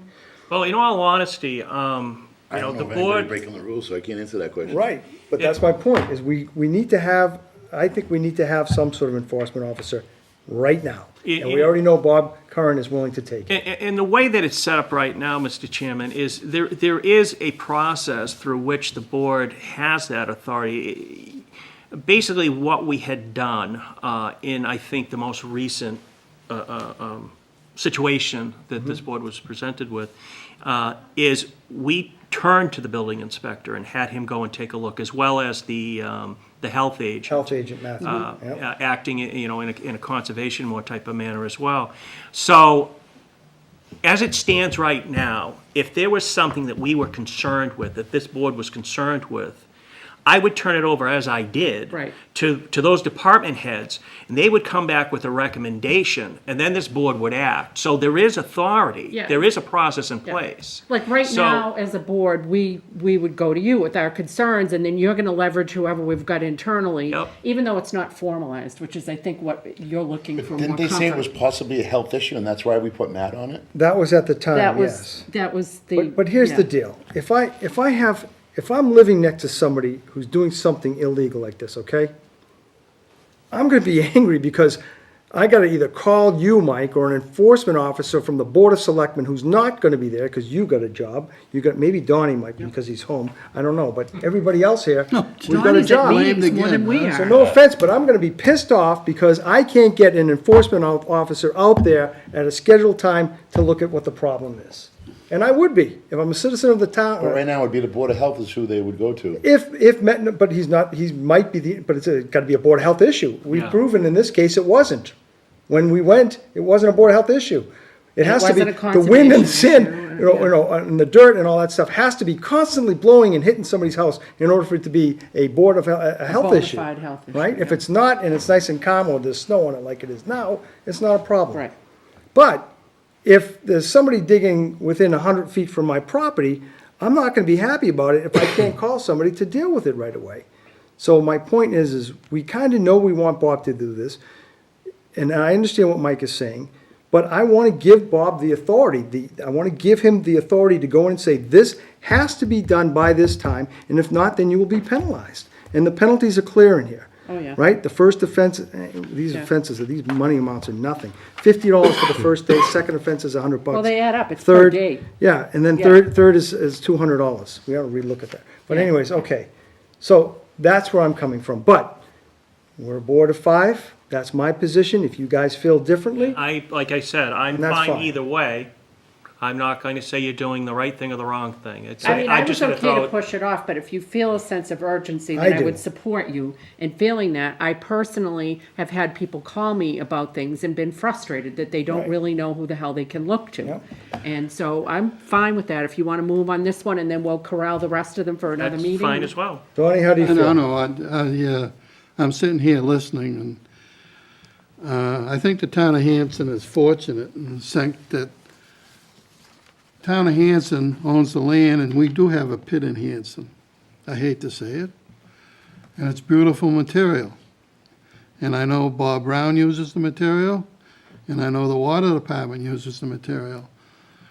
But it's on town land. It's in the industrial park up off Franklin Street, and it runs parallel to Franklin Street, and it runs from West Washington Street all the way to Main Street, for the simple fact that there's 4 wells over the corner of Franklin and Main, and there's a 12-inch water main that runs through the woods and comes out onto West Washington Street by the water department's building, and that's where all the water is pumped to the town.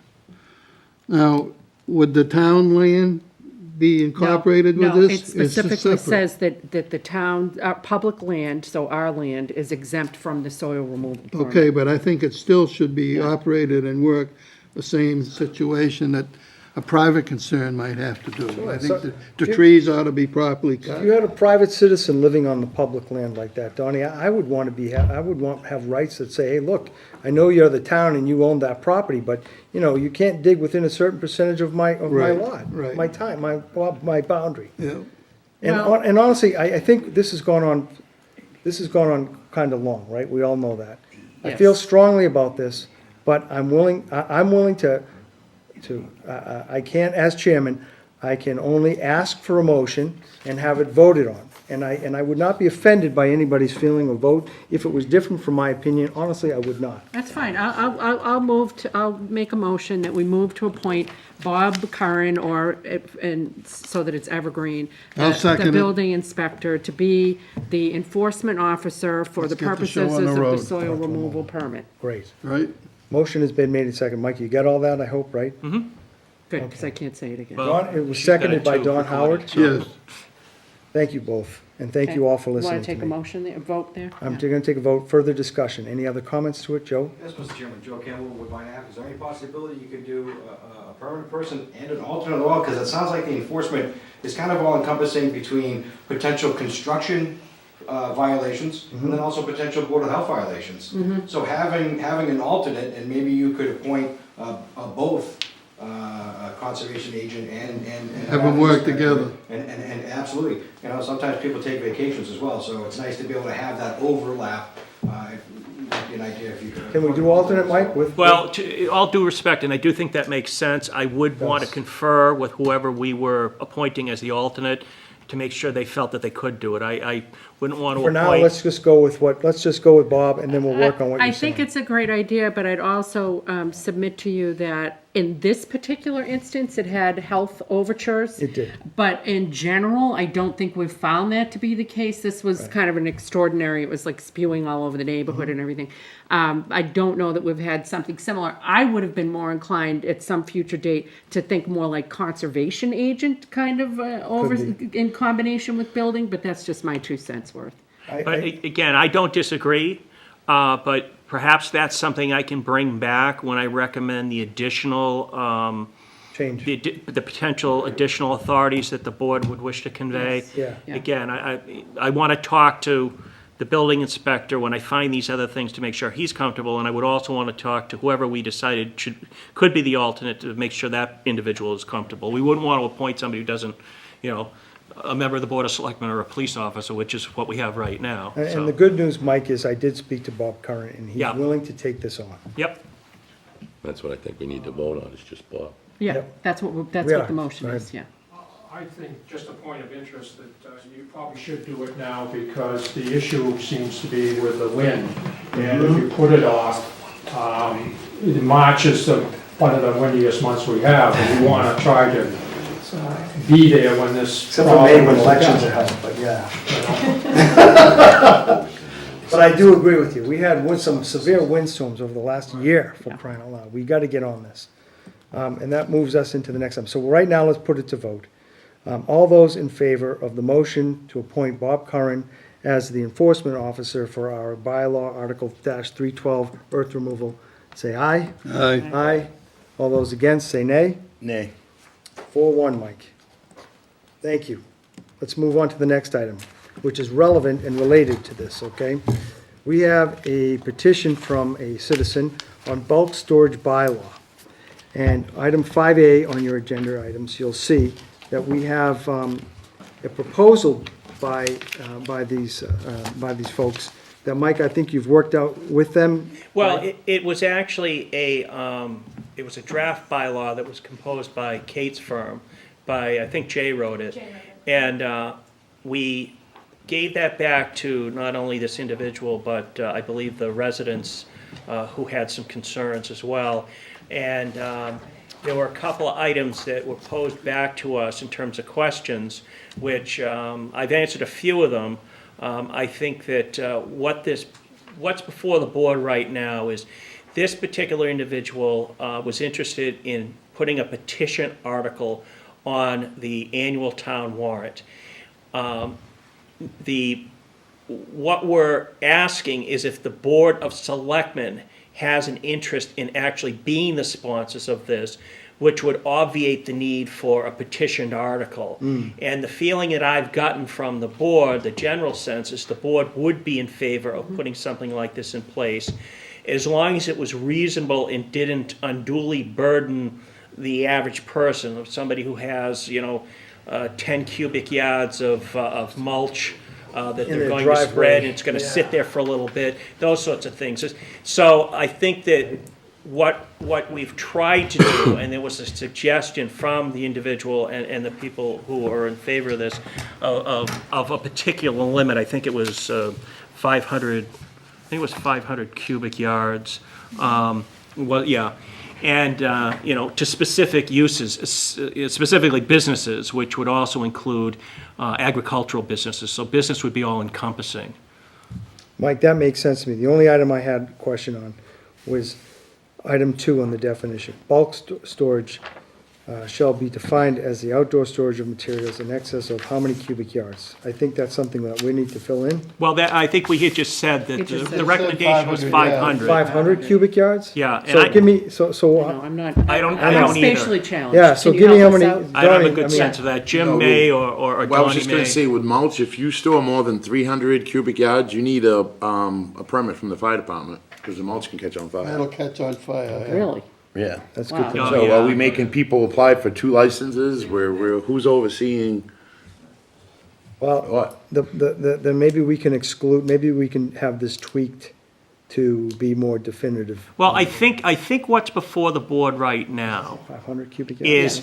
is the board in favor of sponsoring this sort of an article? And again, we don't need to have the specifics to present this evening. The specifics can be, as long as the specifics are ironed out before we print the warrant, Yep. which obviously we've got some time to do. So you're looking for us to say we want a placeholder for this? Yes, and that, and out of all fairness to the individual, she'd only have now, well, actually, we extended the deadline to the 20th in terms of submittal of articles, but I wanted to give her a sense of whether she had to go, and it's only 10 signatures, but nonetheless, whether she had to go through that process, or whether she didn't need to worry about it because the board would take it upon Yep. as the sponsor.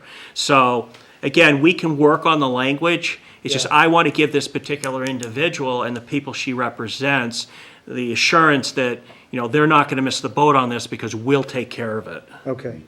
So Mike, so that makes sense.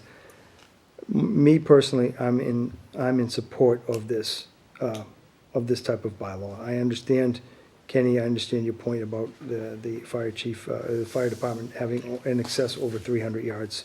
I get it, so, but I do think it's something that is needed, because I'm dealing with a lot, like we said, these windstorms have been horrific in some cases, and we're seeing anybody who has large amounts of material of this type of nature on their property, it's impacting other people's quality of life. Jim? Mr. Chairman, about sponsoring this bill personally, and if, hopefully we're not voting on it tonight, Mike. You're just voting on sponsoring it, you're not voting on language. Okay, because I can't sponsor anything that has blank spaces in it when it comes to cubic feet. You're not voting on the language. Right. You're basically telling me that the Board of Selectmen is voting to Support this. sponsor an article that will address this particular. And again, to clarify, does not apply to my neighbor, you know, to the extent that they're not over whatever we end up agreeing on.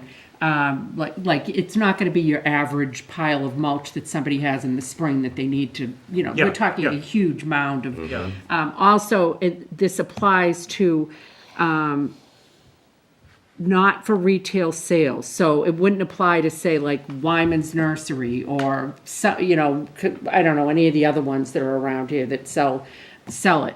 It Yeah, doesn't and it's apply. not just mulch, it's, Yeah, it's, sand, just comes to mind, gravel, sand, yeah. gravel, Did you say, Yes. whatever you might That's what I was have. did you say that it wouldn't apply Well, to it them? says not for retail, or other bulk materials, not for Not for retail sale. I will point Oh. out that the petitioner wanted it to apply to retail I sale. agree, yeah, I remember that. So why do we have retail sales being excluded? Do we know? Because typically they have their own regulations that they're governing, they're moving stuff in and out, it's their sole business, they're in a commercial zone. So their impacts to the residents are less. How But we about can make it farming, however you want it. farming or agriculture, are they excluded as well? No, So- and that is a general bylaw. Are I'm they- sorry. Hold on, I was Kim. going to say that if it's a commercial farm, they could be included, but we could exclude them if you wanted. I personally, if I'm living next door to Wyman's and they have a huge pile of sand Yeah. next to them, and with all these windstorms, it's hitting my house and blowing on it, I'd want it addressed. But we're saying that they wouldn't be under this Well, bylaw. the way it's written now, but as Agreed. Mike said, we're not really agreeing with the To the language, we're language. agreeing with the principle, but Okay. we've even got some questions Okay, there, but I so. just wanna, my point is, Kate, is that we should make this all encompassing to as many people as we can, because this is something that, and frankly, and I get it, guys, it's a common sense thing, right? Obviously, if you've got something of that nature on your property. It should be. And it's hitting somebody else's house, it should be a courtesy out there for you to either cover it in some way, making sure that that covering works. If the first cover that you put on doesn't work and fails, then get something that does work, okay? That's it. It's that simple. It's unfortunately that we need to have a bylaw like this to do this, but unfortunately we do, okay? So I guess, Mr. Chairman, what I'd be looking for is a motion to support a placeholder, Bulk storage bylaw. yes. Motion, is there a motion by anyone on this board to support this bulk storage bylaw? We're just sponsoring the article, not To the language. sponsor an article. Not the language. So, okay, and I feel semi-inclined to make the motion, but I just have there's so many open questions that I feel like I can't, like, I don't even know when I'm making the motion to say that we'll place, because we haven't got the cubic yards, we haven't really settled on whether it's gonna apply to farms, commercial farms or not, retail sales, like, these are a lot of open questions.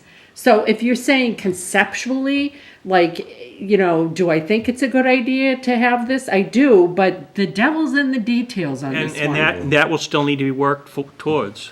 There'll be further discussions on it. So I was just gonna say, what if PA Landers is in Hanson, so now we're gonna exclude them from selling material? I mean, What do you mean? there's- They sell sand, they sell dirt, If they sell dump mulch. sand on somebody's property, a huge pile, Kenny, and but it's we're next to saying- my house and it's blowing into my house, But we're saying the retail, we're gonna take that out of it, they sell it retail. Well, it's not exclusion, No, it's no. just, it's tarping and covering. again- We're Yeah, not they can disallowing still do it. anything. They just Mike's have to- point yeah. is that we're not voting on the language, but rather the intent of what this article is to do. And that's to hold the person who has this bulk material accountable to Right, make sure that they I still prefer to cover vote it. on the language, not an article that doesn't have the proper language. Why can't we get the proper language and then vote on it? Doesn't make sense to What vote are our on time blanks. constraints here? 20th. So by next Tuesday? Jim's It's- right, you're it's asking us to vote on Ride or a die blank. next Tuesday. Well, no, I'm not asking anyone to vote on a blank. I'm asking for the Board of Selectmen to leave a placeholder that we would go back and we would develop an agreeable Language. bylaw that we have quite some time to work on prior to the printing of the town warrant. So we meet Tuesday, the 20th, Which right, we, Mike? which we do Can- on a lot of things. Can we get the language ready by the 20th, Mike? I don't know. Mr. Chair. Yes. Get me a list of some of your goals. If you take a look at the language and get a list of goals and we can. How is she gonna memorialize before the 20th when we haven't even all agreed on what we think it should say? Well, Mike, Yeah, go can I ask you a question? And you know this was in a private conversation with you and I. The other board members don't even know what I'm about to say. But there was a situation that I voted on. Yes, we were a 5-0 vote. I wanted to change my vote a couple of days before town meeting because I wanted more information. Couldn't get it. Before town meeting, we had a selectmen's meeting, and it was all put out on the table, and I kept my vote the same. If I support something like this, can I or anyone else on the board change our vote Yes. not to sponsor it? Yes. Yes. Even though it could possibly become an article? Even if it's an article, Jim, on town meeting, and you don't like the way it's worded, say no. Well, I just want to make that I point know what you're clear. talking about, and I think you guys do too. Yeah. There Yeah. was a little bit of a hustle, I'll say, I'm just gonna be polite about it, where we didn't all feel like sufficient notice was given on the warrant, and we all know it, and we said that it would, on a specific article, and we said that we would do our best to avoid it, and I think you're saying you're just concerned that that's gonna happen again. And I don't want it, I think this is a great idea, and it should be there, and I will sponsor it, but if the language is not there, by the time it needs to be there, I'm gonna withdraw my You yes don't have to vote the same way every time we look at it. If you get, if Well, this that's evolves and you don't right. like it, then you can vote against it. I'm fine with a placeholder, but I don't That's all wanna he's vote looking on this for. the And way that's- that it's and written. Yes, and I don't disagree, Kenny. Yeah. I think And Ken that said it is better than I That's all not, he's that is looking for. not what I'm looking for. I'm not looking for any support on anything that's written on this piece of paper right now. All Okay. I'm I- looking for is the Board of Selectmen To to sponsor. vote, to Yeah. sponsor and leave a placeholder on the warrant to allow it to be on the warrant since it closes on the 20th. It was that And, simple, remember? and to your point about the language, Mike, okay? Under item S4, if you guys read standards for issuance, okay? The selectmen may impose conditions on the issuance or renewal of the bulk storage license. That means that we can say, it's gotta be covered, Yep. okay? So the language is there, guys. We gotta make sure that you're reading it all and understanding it all too. But in order to move forward, I'm in agreement. Let's just All right, I motion to. I motion to place, to put a placeholder in the warrant. Look, do I think it's a sad day that we've got to actually have a bylaw that tells people that, you shouldn't cause dust, traffic, odor, and excessive noise if you storing this stuff? Yeah, I do, but apparently we've got to have this kind of a bylaw, so. I'll second it. Motion has been made and seconded.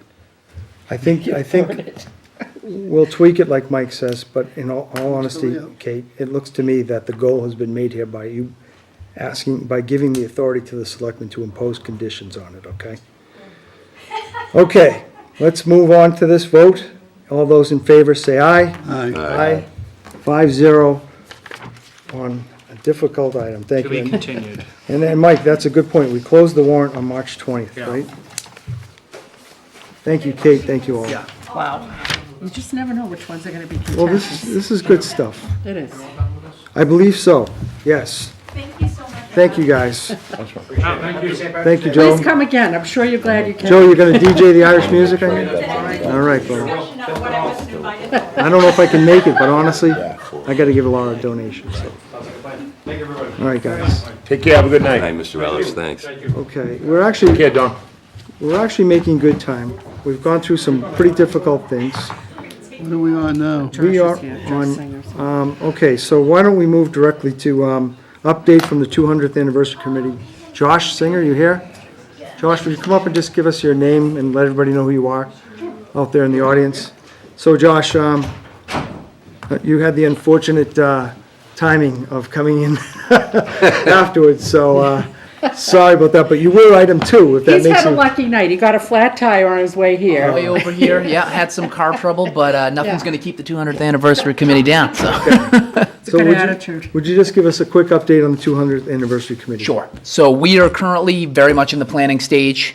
We are starting our actual calendar planning for the events for the upcoming 200th anniversary, actually at our next meeting. Really, we're focusing on 3 key areas right now: fundraising for the events themselves, promoting the events to the citizens and just getting the word out there, as well as actual planning the events throughout the year of 2020. So we are starting the actual calendar planning of events, like I said, at our next meeting. Very much still in the planning phase, but coming along nicely if you guys have specific questions. Well, I think, I think Lee had some kind of, you may not be privy to this handout that we have, but did you want it? It might refresh your memory on some of the items. That's item 6, I'm sorry. Where's number 6? That's not item 6. Yep. It's not, Where is it? it's not. 2? Okay. It's item 2 is right. 2, Forgive me. there we go. Go ahead. Yeah, so according to Lee's summary here, the events that she highlighted that we've talked about up to this date are the kickoff being on the actual founding day, February 22nd, 2020. We're looking to get that declared as Hanson Day, and we're looking to get that recognized by the state. So we're working with Josh Cutler to be able to do that. Events that we are moving forward with, or that seem to have some traction, are a gala ball, a town parade, a town tailgate, which I'm a big fan of, putting on concerts by the local bands and choirs at the high school, a fireman's ball, doing some sort of fitness events, incorporating 200 days of paying it forward, That's pretty cool. July 4th celebration, family photo contest, and I think the other big one, I think it seems like almost like a carnival day. That would be Geocaching, great. Yeah. having the kids geocache, Yep. you know. Carnival Day would be Yep. terrific. This Yep. town needs it. Kenny and we tried it last Yeah. time. The previous board, we had some challenges, but that company, by the way, did make a donation to Yeah, the school. absolutely So they that's did. important to say that. Yeah, that was But nice. if you guys can come through, because the kids really need something like You that. have to start now. Yeah, with the carnival. especially in a small town like this, I think it fits. Yeah. Very, That's a- very that's a In big short, deal. clear your social calendar for 2020, Yep, because you keep will it have clean. nothing but the Carnival, it's 200 all about the dates. Yeah. They Yeah. have dates that are all already set, like for the next 5 years, so. Yeah, you gotta we, get I think within we the were looking dates. closer to July 4th, but July 4th itself might be tough because, you know, a lot of Yeah. folks have their plans and go elsewhere. What days are But fourth on in 2020 Josh, do you know? Can you share I your think it was a contracts with Saturday. us, Kenny? Sure. Okay, yeah. What day is it on this year? I believe it was a Is it Saturday. a Saturday? Great. I might be wrong, but I'm almost sure that it was a Saturday. It falls on a Saturday.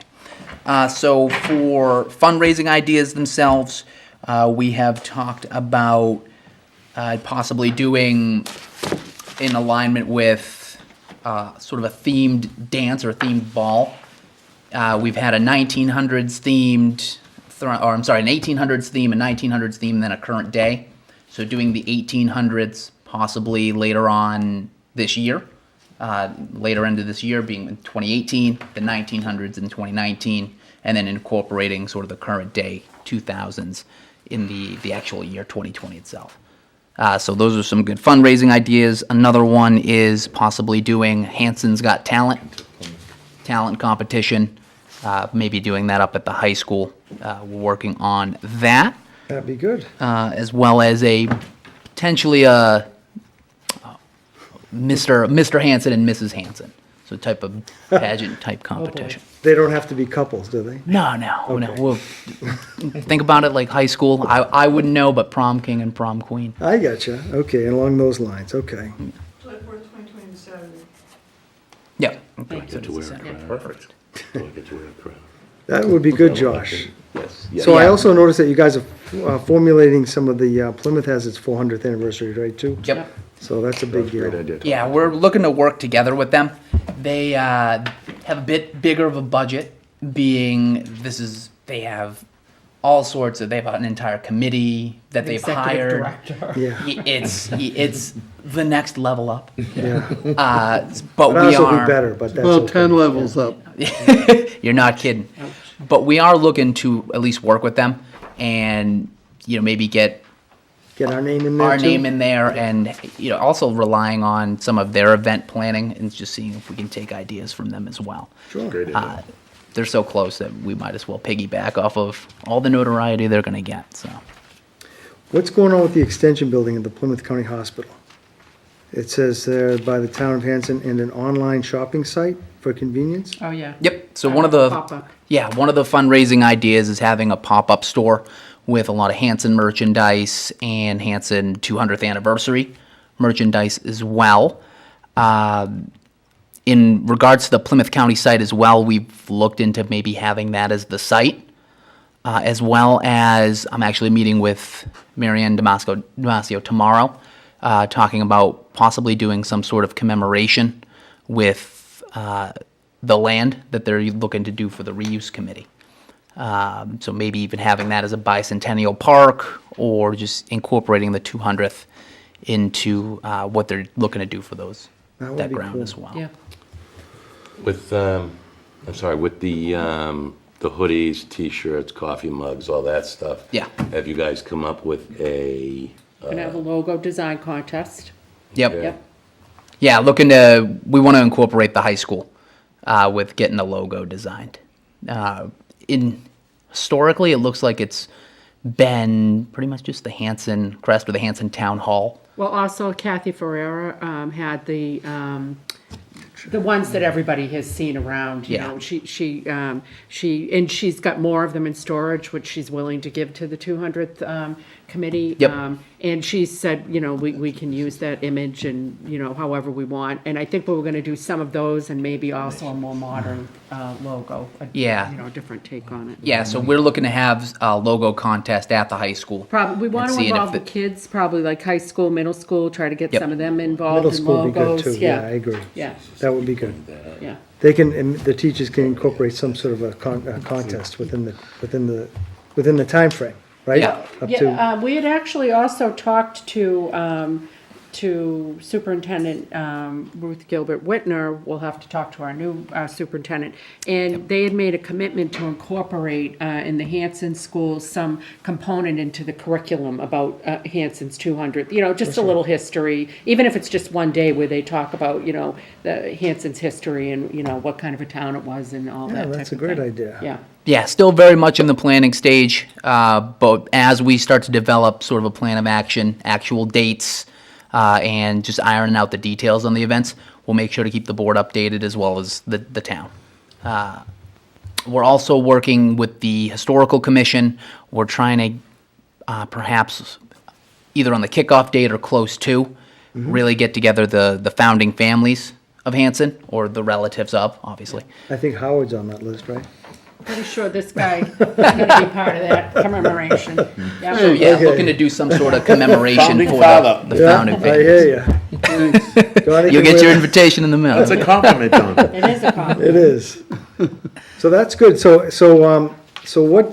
the budget you have to date is $19,000, correct? That's what I'm reading. Correct, yeah, was left over, I believe, from the 175th. Yep. Well, and we got some money allocated at town meeting too for us, yep. Right. So that's what we have budgeted so far. Oh, That's wait, all tucked we've away. got so far, Okay. yep, yep. And of course, you're accepting donations? We sure are, and if I'm not mistaken, we'll be looking to put that up on the town website Yep. to be able to do that as well. Actually, that reminds me, I'll have to check to see what money we might have so we can put an article on the warrant for either the special or the annual. Yes. Okay. To try to give you some more money. The way I've seen it done in other communities is, a lump at a time. We do something last year, I think? Yeah, We did. so, And we should continue yeah, that. so I that made we're a not- note to Yeah. make sure that we at least put something in there. Yep, Yeah, that's great on the town level. We're also going to work with Josh on the state level Yep. because they have some grants that could be awarded to us for those purposes as well. That's terrific. We gotta get that grant right early. I would love to see a swan boat right here, out here, going, just taking some of the older people. Do it Fred Flintstone style, have Yeah. 4 or 5 people I'll running tell up you and what, down the street with it. I'll pedal it. And I enough know time and money, Jim, we Kenny- can do anything for you. maybe if we could just get it for a day, just and have Me and free you'll paddle, to the, Jim. that would be cool. I mean, of course, it'd have to be, and of course, we don't have to worry about it sinking because it's only up to our waist, right? You'd have to make a little dock so it If we could, get any more rain like we had, then We maybe. can get something That done. would be nice if we could do something with the water. That would be really cool, Yeah. you know? And again, you can get the selectmen to help, would volunteer their time to pedal it if we have to, all right? All right, well, We're gonna that's be in the dunk minutes. tank. Yeah, there There's you gonna go. be a Get that in dunk the minutes. tank. That would be actually a good thing, I guarantee that would be actually. That's As long as it's July, not Yeah, February. and I'll pay for that. Well, thank you, Josh. So what are you looking for anything from us in future or from the selectmen other than we maybe giving you some more money like Mr. McHugh indicated? That will certainly help. I think just as we, formulate these ideas and just getting perhaps the support of, obviously, of the board, making sure that we can get the word out, make sure that the folks of Hanson know that it's coming well ahead of time, or can support us if they're able to, and then just participating in a lot of the events that we have planned. It's going to be a year full of them, so I think the challenge will be keeping that momentum from the early in the year all the way throughout. So we'll definitely rely on yourselves and other folks in town to help us do that. And, I'll provide I'm on the committee with Updates, you these do. guys, but I just thought it would be nice to hear from somebody besides me what was going on, and I really would like them to get some credit because we've got a great little committee. You do. And everybody's got a lot of good ideas. So I'll continue to bring stuff here and then I think we should have them come periodically and give us updates. And it's a good point, you've got 2 open spaces too, right? 2 open slots for Yes. that committee to be. Yes. Is it 2 now? Well, we have a resignation. We had a and- resignation, And then we yes. had one going into that, so. Okay. Carol Conley, unfortunately. was- Okay, yeah, so we do have an open slot. We're also going to be forming, we have our main committee, but we'll be forming sort of subcommittees for folks who necessarily can't give the full commitment of Yep. meeting every month, but want to take on small projects, event planning, and, for specific events or specific fundraisers. So we'll make sure to keep the board and the town updated with that as well. Thank you, Josh. Thank you very much. Thank you. Thanks, Josh. Uncle Mark says hello, by the way. My Uncle Mark, thank you very much. And WATD, and what about that law? Thank you very much. Yeah, tell him, Uncle Mark, yeah, he hates being called that now that I'm 55. Okay. Thank you again, Josh. So we have moved on to we finished item 2, and we're moving on to the item 6, which is vote to approve an extension to the South Shore Recycling intermunicipal. First of all, gentlemen, are you here for a specific issue to be voted on? We are the owners of lot 84 on Liberty Street, so we had a couple questions from the selectmen. On what item is it that we're talking about, do you know? Well, we saw it posted on your board today, it's the executive session. Okay, the reason why I'm asking you that is because I've been advised that the executive session is not going to occur. So you might want to, I apologize for that, but, Yeah, we've already worked through those issues. okay, and usually executive session means that the rest of the body is out when we just deal amongst ourselves. I would ask you, I didn't want to waste your time, guys, I figured you were here for something, but I thought maybe it was on license renewals or Well, something. no, we saw this posted on your, On the site. today, so it was the last Yeah. one. Could I ask if instead, because we can't talk about it with you guys right now. Okay. We can't. That's the way executive session works. That's the way Okay. executive Yep. session works. So what I would ask you to do, and not to waste your time, you're welcome to stay, But the reason why I'm saying this to you is, what I would recommend that you do is try to talk to Mike or Well, something. it's been passed on to Bob Curran, the building commissioner. So any questions you'd have, you'd pose to him. Without getting into the reason for the executive session, it was just a question of whether or not authority needed to be conveyed through the Board of Selectmen to the building inspector or from me. And we determined that I could ask the board of the building inspector to go ahead and do whatever it is that needed to get done. So you can talk with him about whatever the issue is, regardless of whether this was still an executive still on the agenda. Unfortunately, you wouldn't have been able to participate in it. It's not something that could have been talked about in public. Executive, One more question. Okay, go ahead, sir. no, sure, I just would, Right, we sat through this and we just heard a conversation tonight pertaining to gravel and wind and the Board of Health. Was that pertaining to us at all? that was Not on to my the, knowledge, no. no. Well, the Board of Health being involved, and we had a similar situation come up with our property, so this is what? This No, was the not. Board of Health was Okay. This was not No. specific to any property. Yeah, Okay, no, just- those bylaws, no, it's a good question, I understand. That And- those bylaw talks, discussions were on all properties, everywhere. Okay, no, I Not just limited wondered on specific pertaining ones. to that No, specifically, to that's the all. best of my knowledge, Okay. that discussion, we're not not aware of relevant. any issue like that. I'm not saying there doesn't exist one, but we're not aware of one, and that wasn't the point of what was discussed earlier. Okay. so I just didn't wanna we'll waste your run outside gen- the board, and Yeah. then we'll come back. Yep. I think we need a little counsel to get Figure by out. this hump and run, so, Yeah, we're reading our bylaws and this is very fuzzy, which one? everything. Well, there's two bylaws The bylaws, proposed. The earth one or the, 12, just on the gravel removal 3-12, end of yeah. it. I know it's not our time, but I think there's a lot of open doors here, so. Well, actually, the earth removal bylaw that you're referring to is already in place, so that wasn't really a question of rewriting that, So so. is it a gravel operation? Because when you go through the permitting process, planning, zoning, conservation. It's not a all subject. the elevations are established. Sir, it's not a subject to discuss here. I'm certainly happy to discuss it with you in my office or with Bob. yeah. All right. So I got a feeling that your information that you're asking for is relevant to the properties mentioned in the executive session. Yeah. Yes. And we can't do that, Okay. we can't. All do right, that. we That's understand. what- Yeah, we're not trying to be No, evasive, we just want a little yeah. clarification. Yeah. We're just trying to, we need. That's why I saw new faces, and I was like, this is great, maybe these guys We are are, you know. excited to have people in the No, audience. thank you for having us first of all. But I think very we're much. just looking for a little clarification, understand. and what we're trying to do is just become a business in town. and Yeah. we just got, Okay, you know. well, hell, we're looking for new businesses in the town, absolutely, Okay, we'll so. speak later. No, thank I you. will, and if you guys wanna be on the, Yeah, either get a hold of me or get a hold of Bob, and Yeah. we'll answer whatever questions you have. Thanks again. No, we Okay. don't wanna take up. We have some openings on some committees if you wanna fill something out. Oh, I'm in. yeah. Thank you, guys, All I'm right, sorry thank for the you for mix-up, looking at all us. right? Yeah, I appreciate you coming in. So we are to vote on vote to approve an extension to the South Shore Recycling Intermunicipal Agreement. That is item 6 on your iPads. So we have an intermunicipal agreement, Mike, is that right? Yeah, it's actually a renewal of an agreement, a 5-year term of an agreement that's existed for the last 20 years. So Mike, Yep, you're on. who from the, I know, I felt bad for them because I figured they were waiting here and then I Well, thought it's maybe it good was. that you mentioned it, though. Yeah. Mike, I noticed they talked about a Board of Selectmen on that intermunicipal committee, right? Did you notice that? On item 6, what is it? Which one is it again? I think it's a member of the Board of Selectmen or a designee, and I think basically. Of that intermunicipal agreement though, right?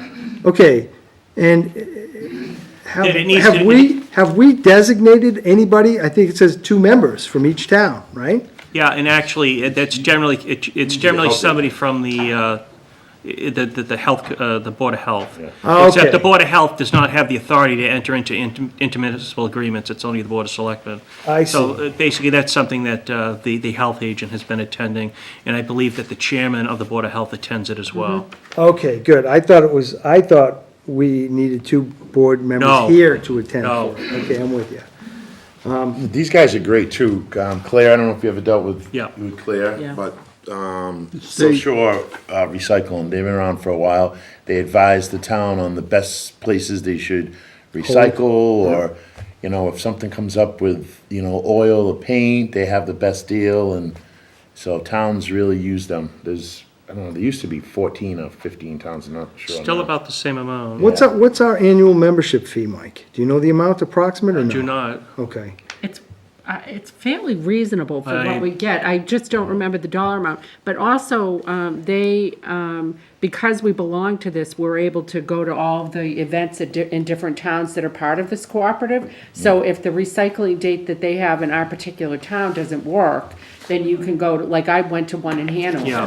okay. I've been to Yeah. several. Well, that's Yeah. pretty cool. So if Yeah. you can't make our date, then you can And go to every the other month town. they're in a different town that's on the Right. list. Yeah, that's Yeah. pretty And you go, cool. and I've been to several of their meetings. That's They're a very big informative. benefit too. Okay, I'm with you. And I'm relatively certain that a lot of this too, the costs of this particular group are supplemented by the state, since they obviously have a lot of interest in what it does. They were the ones that initially referred Waste Zero to us. The when we- collaborative? Yeah, Mm, when we okay. started that. Okay, so I tell you what, I would entertain a motion. It asks only for the chairman of the board to sign and date this approved agreement, Or the mayor. or the mayor, yeah. Well, go ahead.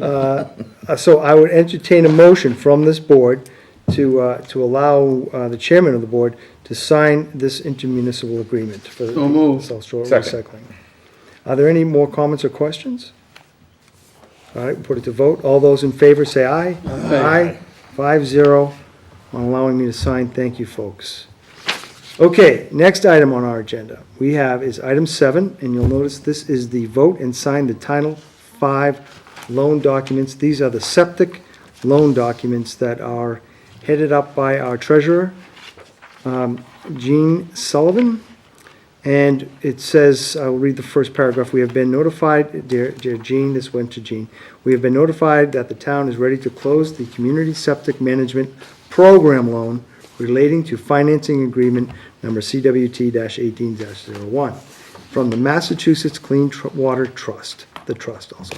The closing for the loan will take place after we receive the executed documents and disbursements will be made to the town after the closing date based upon requisitions submitted to DEP and the trust. We have been asked to have all necessary documents pre-signed. So basically, these documents will allow Gene to fund, I think, the $500,000 up to $500,000. If you look at item 7A, that's the actual vote of the Board of Selectmen. And I have been advised that this is a document that would be signed by the clerk of the Board of Selectmen, which is Don Howard. And if we make a motion, we have to read all 6 of these items in that motion. Is that correct, Mike? That is correct. My word. So, do you have that in front of you, Donnie, or no? Look at item 7A. Give me the thing outside. I'll tell you what, I'll make the motion and I'll read it quickly, okay? So I would entertain a motion to allow Don Howard as clerk and Board of Selectmen to sign the Board of Selectmen, what do you want to call this thing? The certify at a meeting, this says Mike, certify that a meeting of the board held March 6th. Should that date change to Yes. today, Mike? Yes. Okay, so that's going to be part of the motion, is pending the change to today's date, which is March 15th, okay? The motion shall read that the town shall issue a bond or bonds in an aggregate principal amount not to exceed $500,000. The bonds pursuant to chapters 29C and 111 of the general laws and a note of the town passed May 1st, 2017, Article 30, which authorized a total borrowing of $500,000 for a community septic management program, also known as the project. Number 2, that in and this is all part of the motion, that in anticipation of the issuance of the bonds, the treasurer is authorized to issue an interim loan note or notes, otherwise known as the notes, from time to time in an aggregate principal amount not to exceed $500,000. And item 3, that each bond or note shall be issued as a single registered security and sold to the Massachusetts Clean Water Trust at a price determined pursuant to the financing agreement. Item 4, that the treasurer is authorized to determine the date, the form, the maximum interest rate, and the principal maturities of each bond and note, and to execute a financing agreement or agreements with the trust with respect to the sale of the bonds and notes. Such date, form and maturities, and the specific interest rate or rates of the bonds and notes to be approved by a majority of the Board of Selectmen and the Treasurer, and evidenced by their execution of the bond and notes. Item 5, that all action taken to date by the town and its officers and agents to carry out the project and its financing, including the execution of any loan agreement by the treasurer, are hereby ratified, approved, and confirmed. And finally, that the treasurer and the other appropriate town officials are each hereby authorized to take any and all actions necessary or convenient to carry out the provisions of this note, including execution and delivery of the financing agreement or agreements and the project approval certificate and regulatory agreement or agreements relating to the project. Wow, that's a lot, huh? But basically, this will allow people to borrow money for septic repairs on their homes, okay? So a motion has been read, and I would entertain someone to motion it and second. So moved. Second. Motion made and seconded. Further questions or comments from anyone? And again, this was a town meeting vote that we all agreed at town meeting to move forward on, so thank you So for the doing this. motion is to have Dawn sign this? The motion is to have. No. No? The motion is as the chairman just read it. Okay, Okay, as I've You read. do not need a motion for the clerk to sign. okay, we don't Okay. need a separate motion. Okay, I'm sorry, Mike, because I That's did, okay. in Laura's defense, I did include both, okay? We saved a lot of time. We did. You have to read it out loud. We did, I know, I had to. Okay, let's put it to vote.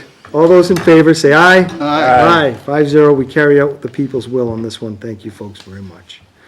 Okay, we are now at item 8 on our agendas, and this is the, This one? this is to reappoint and resignations.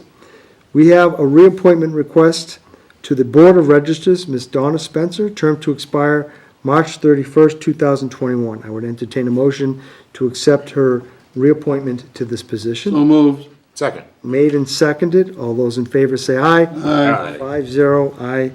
Thank you very much, Donna. Wasn't she just before us, like 3 weeks ago? I think so. Yeah, she Yeah, was. wasn't Yeah. We have a resignation regretfully from the 200th Anniversary Committee, right? Ms. Carol Conley.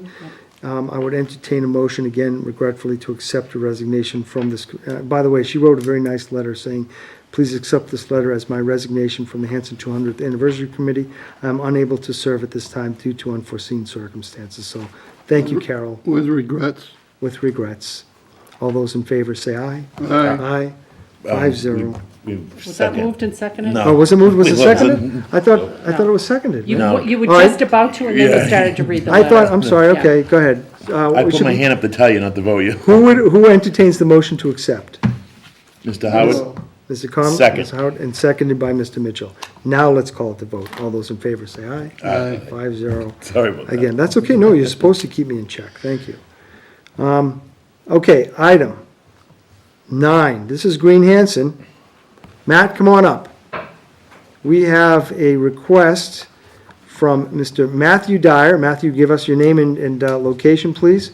And I'm just going to read quickly. You say that, I know this is, Green Hanson would like to reserve the town green for clean green up, picking up litter along the roadside for April 21st. Yes, sir. Matt? So Matthew Dyer, 68 Woodman Terrace in Hanson.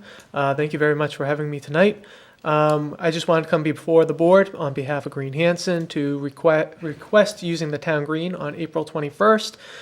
We are holding our annual Clean Up Green Up event as Green Hanson recruits volunteers, so all throughout the town and some parts of the South Shore, to clean up our street sides, to pick up litter and other hazardous materials along the side of the road, and we properly dispose of them. So in the past, we've hauled out dumpsters full of litter Sure. that ended up on the side of the road as litter bugs just threw out the window.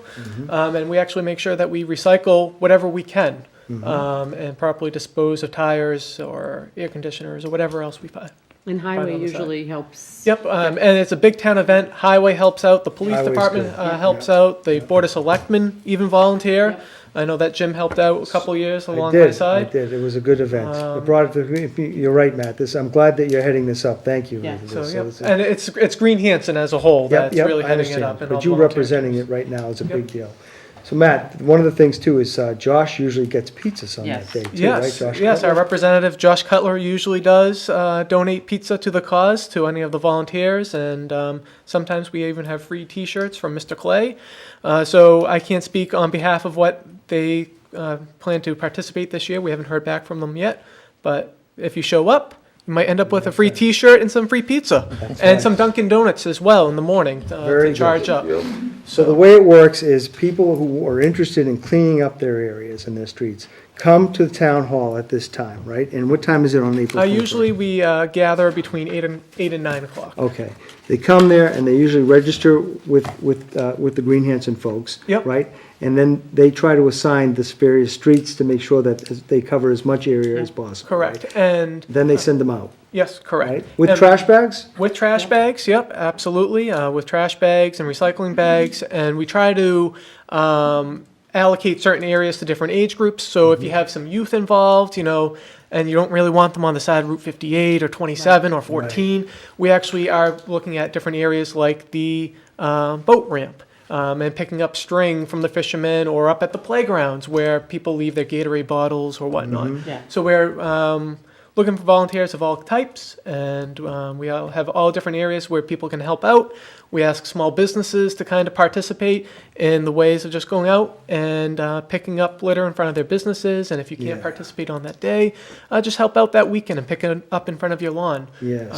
And people don't have to do it the entire day. If they No. only have 1 or 2 hours or whatever. Correct, yep. They If can you only do have 1 that, hour yeah. to participate, great. Yeah. We would love to have you. And the other thing too is if you're going for a walk in the town and you see a bottle on the street, something like that, you pick it up, and if somebody has their barrel outside on their property, right, one of their recyclable barrels, Yeah. I simply open that up and throw it in there. I don't think they object, right? If I there's can't speak room. on that land I know, for the but that's landowner, cool. but it's good karma. One of the things that I liked about the way you guys organized last year is that when you sent people in, you started to go in and they picked stuff out, picked the trash out, and they put it in piles Yeah. on the side of the road, right? Correct. And then you had a second party come in, and they would take those piles and sort through what's recyclable and what's trash and put it in the bags. That got so much done in such a period of time that I was very impressed with how that was run. Correct, yep. So I think that's terrific, honestly, Matt. You must have had a better team than I did. We didn't have that second tier on my team. We had a couple of Boy Scouts who were part of it too, Yeah. so like you said. Yep, we so- had Boy Scouts, Girl Scouts, churches, Kiwanis, Kiwanis.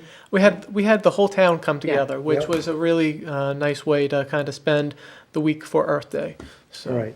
And again, that's April 21st, between the hours of 8 and 9. 8, yeah, well, we'll gather at the town green. Gather at the between town green of 8 and 9. 9, and they give you trash bags. Bring gloves. I believe you got to bring your own gloves. Right clothing. And the right clothing too. Yeah, you want to make sure for the thorns and stuff.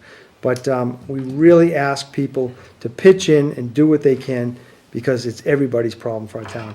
I notice after we do the streets, anytime everybody does a section, if you ride by that section, I feel. notice. You take it personally. You do take it personally. I'm very proud of People's that. trash so. it again. So, and thank you to yourself, Matthew, and to the committee, Green Hanson, for all they've done on this. This is a good event. I'm thankful. I'll motion it. Motion has been made. Second. Motion made and accepted to allow Green Hanson to meet at the town hall for a cleanup on April 21st. And is that rain or shine? Rain or shine, yep. Shine. I knew that because it rained last year a little bit, yeah. That's okay. It keeps the sweat off your brow, right? Excellent, thank you very much. Thank you. All right. Motion has been made. Has it been seconded? Yes. Okay. Further discussion? Or did you want to say? Nope. Let's put it to vote. All those in favor say aye. Aye. 5-0. Thank you, Matt. You got the green light. Mr. Chairman, if I could bring something up while Matt's still here, because I know that he is associated, he's deeply involved in it. I had a meeting with one of his colleagues with Green Hanson and a member of the local Rotary earlier today. And I wanted to mention, I was going to mention it in my report, but since Matt's here, I'd like to do it right now. Rotary approached me some time ago. Their international organization, they're doing it across the world. Each group has been charged with planting a tree. And I was approached again several months ago about whether the town had any interest in participating, which of course I said yes. And so Matt and his colleague actually are going to be planting a tree on the town grounds. It's a modified American elm. Yeah, which has apparently been modified so that it doesn't get the Dutch elm disease. But we're going to, probably at the next selectmen's meeting, I'm going to ask the Board of Selectmen, as I did last year, to officially designate the April the 27th as Arbor Day in the town of Hanson. And that will be capped off by Matt and his group and Rotary planting that elm. Actually, Brian Clemens pointed out a location, I believe, over towards the that sort of town green that we have over there. So I wanted to recognize the fact that, Matt and I forgot her name. Naomi. Yes, Naomi are going to be basically planting it for us. We're going to get the help of the highway department as well to dig the hole and whatnot. So I wanted to thank you for your participation and her participation. And our conversation was such that we hope, as I have said, I hope to have an Arbor Day event every year. And my hope is that your organization and Rotary will be involved every year. So How big of a tree is it, Mike? 10 foot, right? It's a 10 foot with about an 1.5 inch caliper. Correct, yep. Nice. Wow. Yeah, That's nice. 15 gallon ball. Yeah, it will be in a bag and burlap. Yeah, Yep. yeah. So, I met Naomi at the Whitman Hanson Has Taste, right? Yep, Taste of That was Whitman it. Hanson, we That's met you right, there, yep, okay. yep.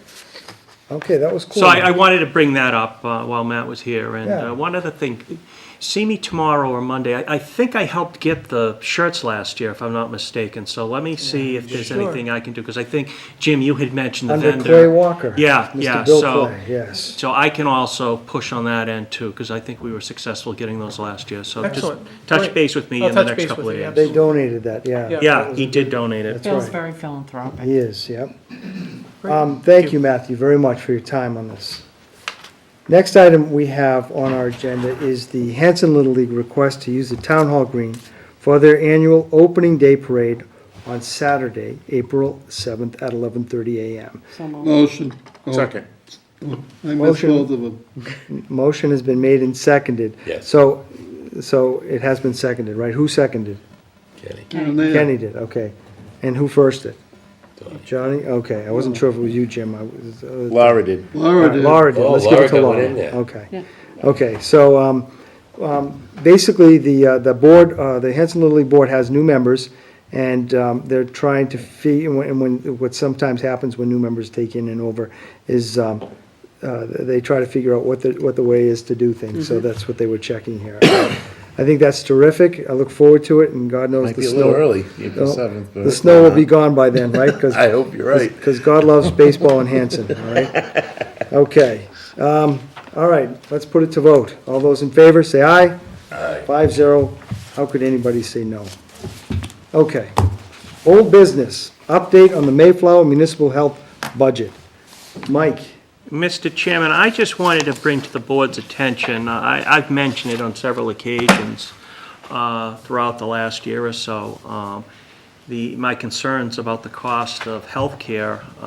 We all as individuals can also appreciate that concern.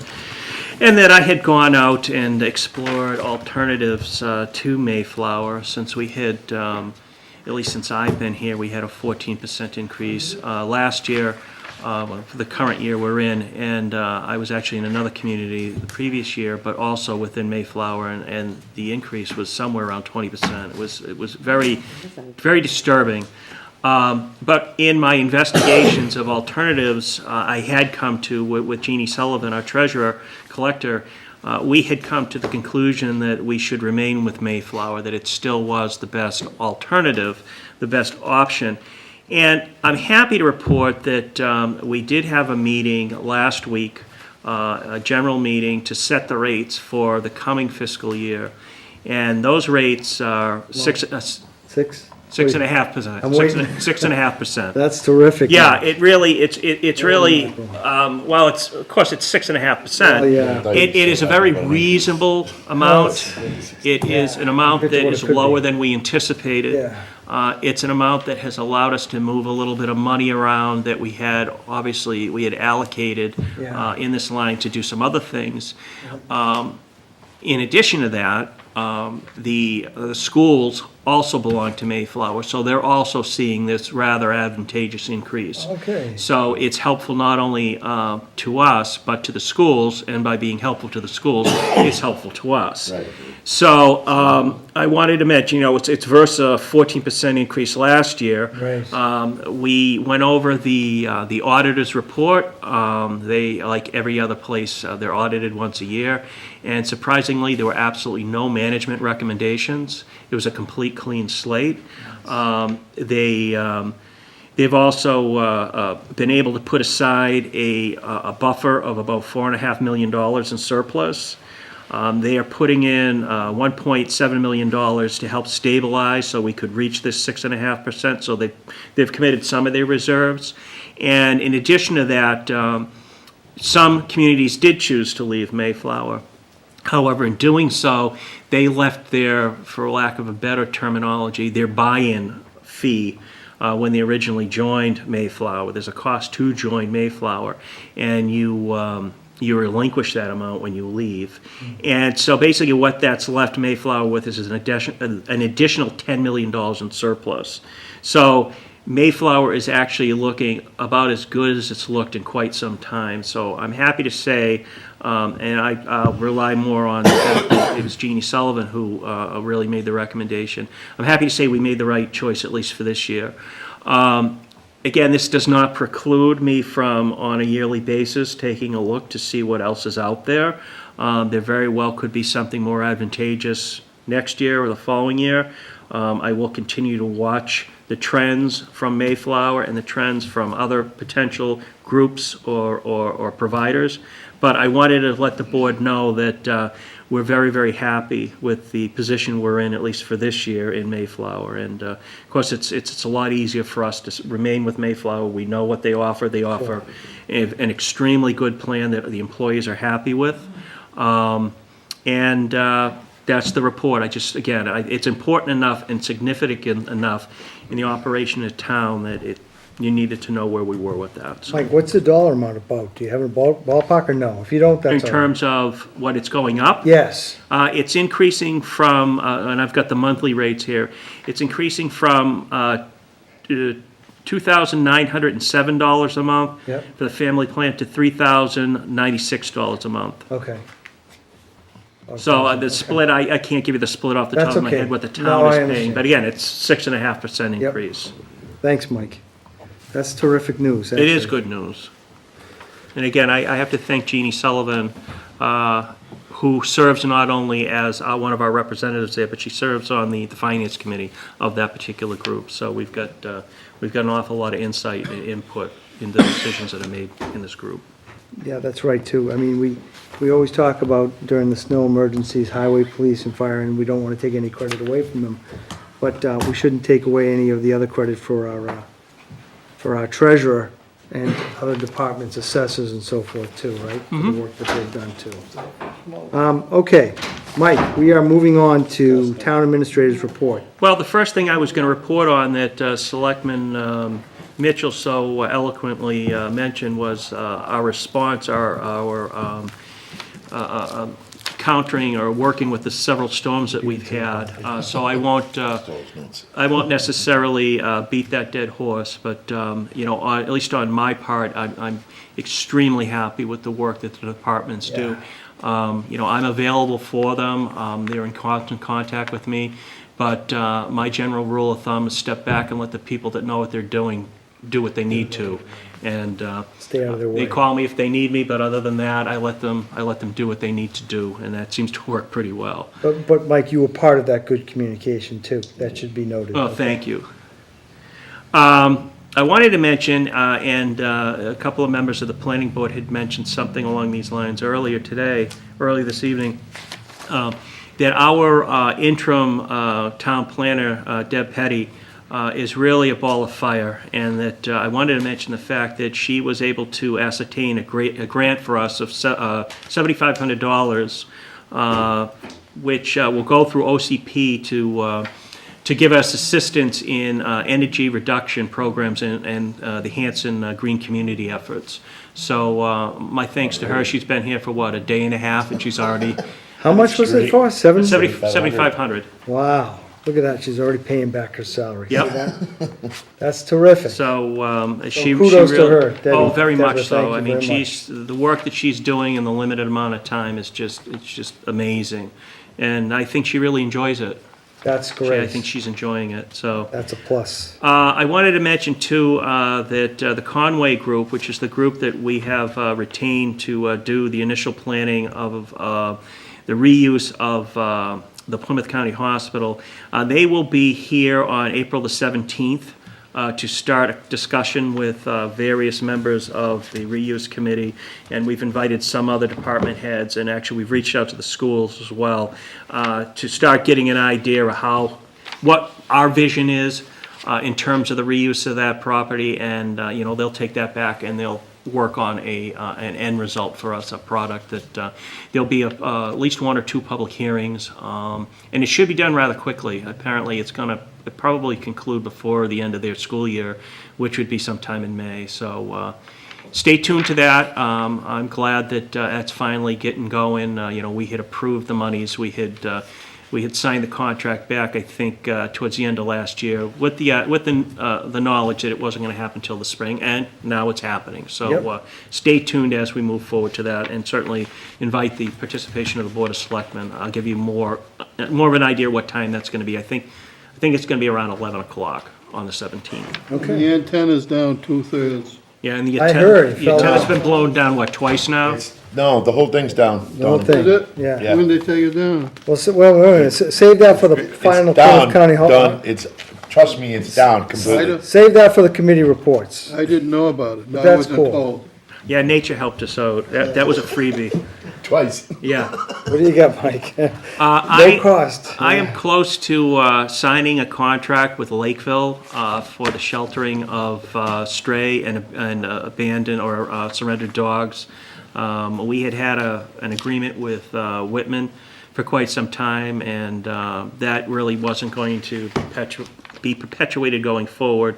So I just wanted to let the board know that, we're entering into an agreement with Lakeville, and it's at a rather advantageous. I think it's $15 a day, something insignificant. So, and it's obviously something we need to have. Let's see here. Why do I have that written down? Veterans agent? Now, the veterans agent, we're all set with. How about, Oh, I miswrote this. I don't know why I wrote solar. It should say cell tower. that's That's what, I'm reading this and saying, Yep. why did I write this? Thank you for this follow-up. I had a meeting with department heads towards the end of last week. I believe it was Thursday. And we all got together, the ones that I thought were appropriate, and we kind of mulled over what had happened in the last several years in terms of efforts to put a cell tower up, at least in terms of public land. And we came cooperatively with a conclusion, and I don't want to put it out just yet, the location, because I need to talk, as I had mentioned to the board before. I do have a vendor or a consultant that's interested in helping with this. But I believe we have a location that will be non-controversial.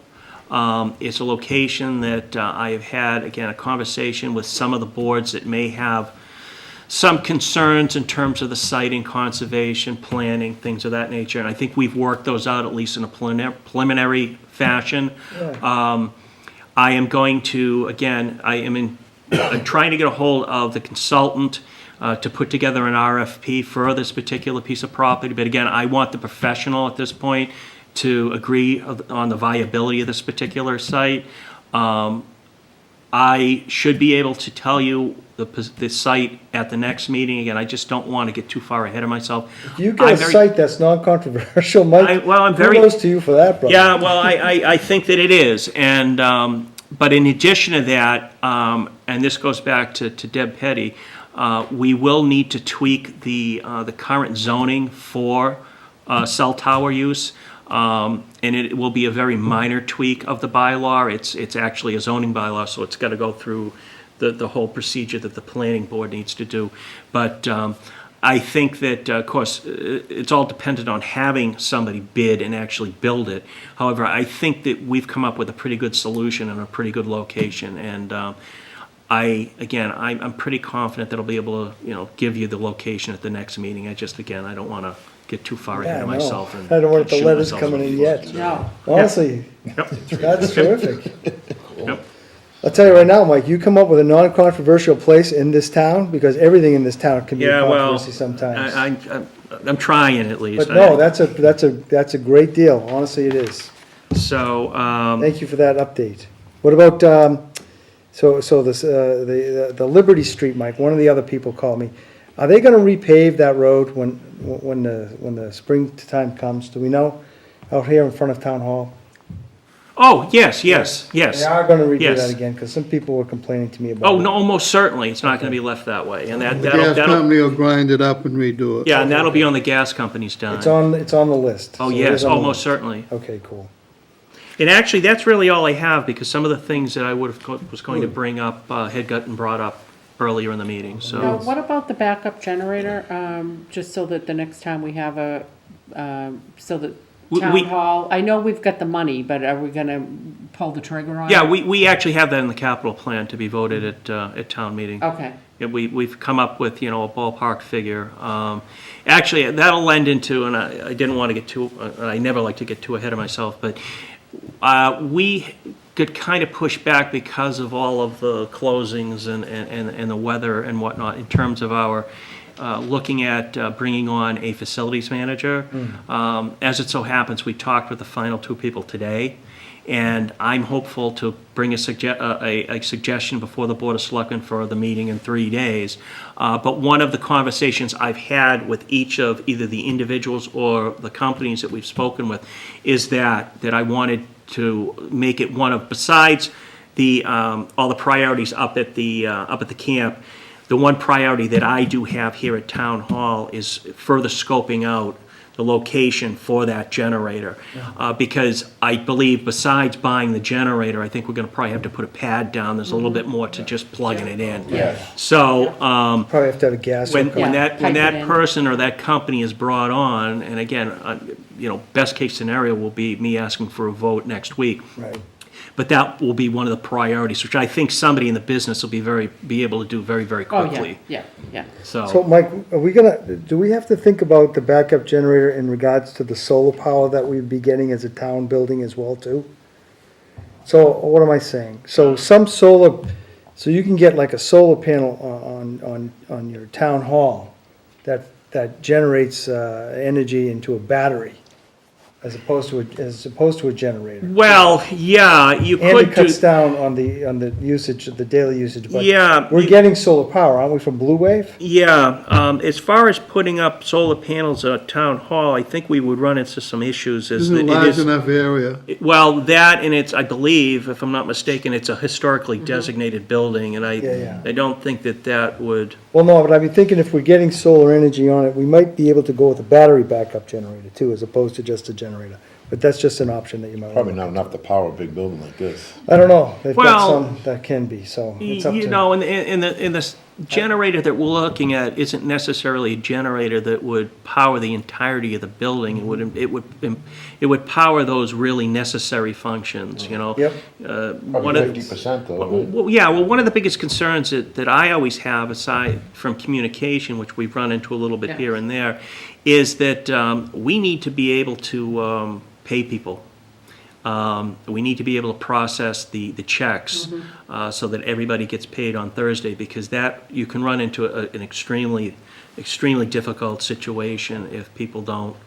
And I'm not trying to be, glib about it, but you'll run into all sorts of union issues. Yes. You'll run afoul of an awful lot of And things. just some human issues too. Yeah. Beyond, Well, yeah, I mean, and it's just right. yeah. And in all honesty, in a former community in which I worked, we did have an issue like that, and we had to go off-site and plug into actually a private a company was nice enough to allow us to, use their sort of computer system to jump into our system and make sure that we generated the payroll. So I've actually had, again, a situation to that degree that, I have a heightened sense of concern about it, so.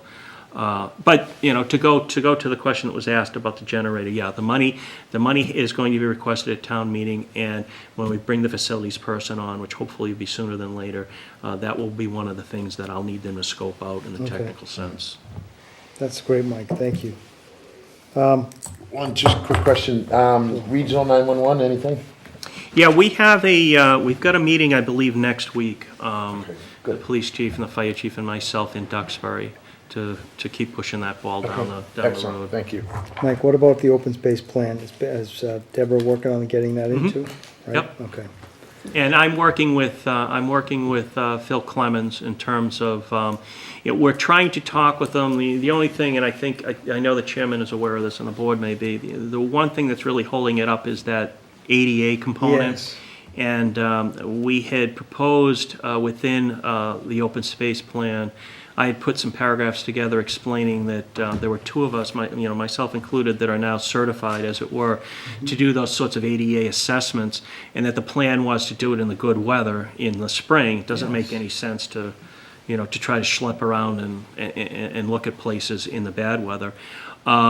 There seems to be a little bit of a hang-up. They want some things to have been done already. I see. And we're trying to work through that, but worst-case scenario, Phil Clemens and I believe that we have a backup plan that if they do want at least some work done, we have identified a couple of places that we can do rather quickly, rather easily, to at least show them that we're moving in the right direction.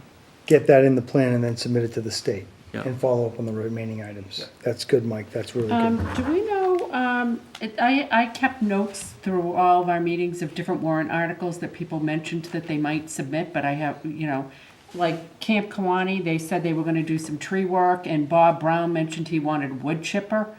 I don't remember a wood chipper coming through. Okay, yeah. It was 60K. I mean, I couldn't make that up. I know nothing about wood Dave chippers, so- Hanlon did talk about, when he Yeah. did his Oh, presentation it was about Dave, a it was Dave, wood chipper, yeah. I haven't seen any request for that. I'm just asking so you can maybe, Yeah, like, remind people. Right now would probably be a good time for a wood chipper. Well, they're saying, They're gonna yeah, need one. yeah, they have been, yeah, you're right, they should be. Yeah. Yeah. Stuff all on the side of the road. Because again, we're gonna close the warrant on the 20th, right? Yeah. Okay, moving on to, thank you, Mike, so on your town administrator's report, appreciate those points. There's one final thing, Mike, please make sure Principal Wilcox from the Quan and Indian Head School reaches out to you and talks to you about the playground. Yeah, we've been having some communication. We just haven't been able to get together. Well, with yet. everything that's gone on, I But get we've, it. yeah, Yeah, we. just keep it on the We list. are talking. One-day liquor licenses, Camp Kawani. We have items 11, 12, just item 11. It's in 3 parts. We have a request from the name of the renter is Miss Valerie Moore. If you'll notice on the form too, I think this is something worth mentioning. They have issued a change to the form that talks about for-profit or nonprofit, Yes. which is what we've asked for, okay? Perfect. So I have again, this is a one-day liquor license from Ms. Valerie Moore, Brockton, Friday, April 6th, from 6 to 10 p.m. Although I will say, I know they're well-intentioned and they're trying to do this right. I would submit Valerie is probably not As not a nonprofit nonprofit. I know. organization. So maybe we need one that says personal use, profit, nonprofit. I Yeah. don't know, but anyway, And to be honest with you, I only expected the profit or nonprofit for any waiver requests. I Not for agree. liquor Yeah, I licenses, agree. but that's okay too, Yeah. I get it. all right, second. I don't So know, Mike, you see what we're trying to say there? Yeah, and as you mentioned, it's not a request for any Yeah, waivers, so. yep. Motion has been made and seconded. All those in favor say aye. Aye. 5-0 on Valerie Moore's request for a liquor license. The second liquor license we have is for the date of April 7th, 2018, from the hours of 4 to 8 p.m. This is a Lions dinner, and it is from Mark McGuire at the Rockland Lions Club. I would entertain a motion to allow the liquor license for that date. Second. Motion made and seconded. Mike, I'll let you figure out who is the second Oh, one. yeah. All those in favor say aye. Aye. Aye, 5-0. Next one we have is for Miss Laura Perkins at 131 Adams Circle in Hanson on April 22nd. This is from 12 to 4 p.m. Again, this is an alcohol license request. So moved. Second. Type of function anniversary party. The motion made and seconded. All those in favor say aye. Aye. Aye. 5-0 on the 3 liquor license items on item 11, Mike.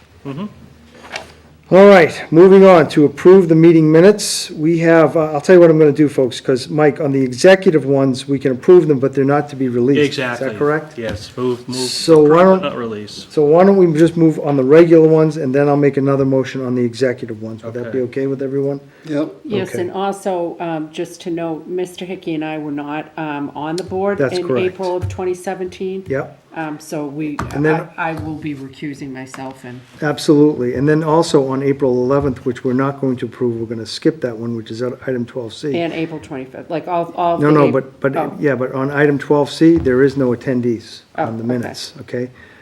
I did go through the minutes, so there's no attendees, so we're gonna skip that one, Mike, all right? Yep.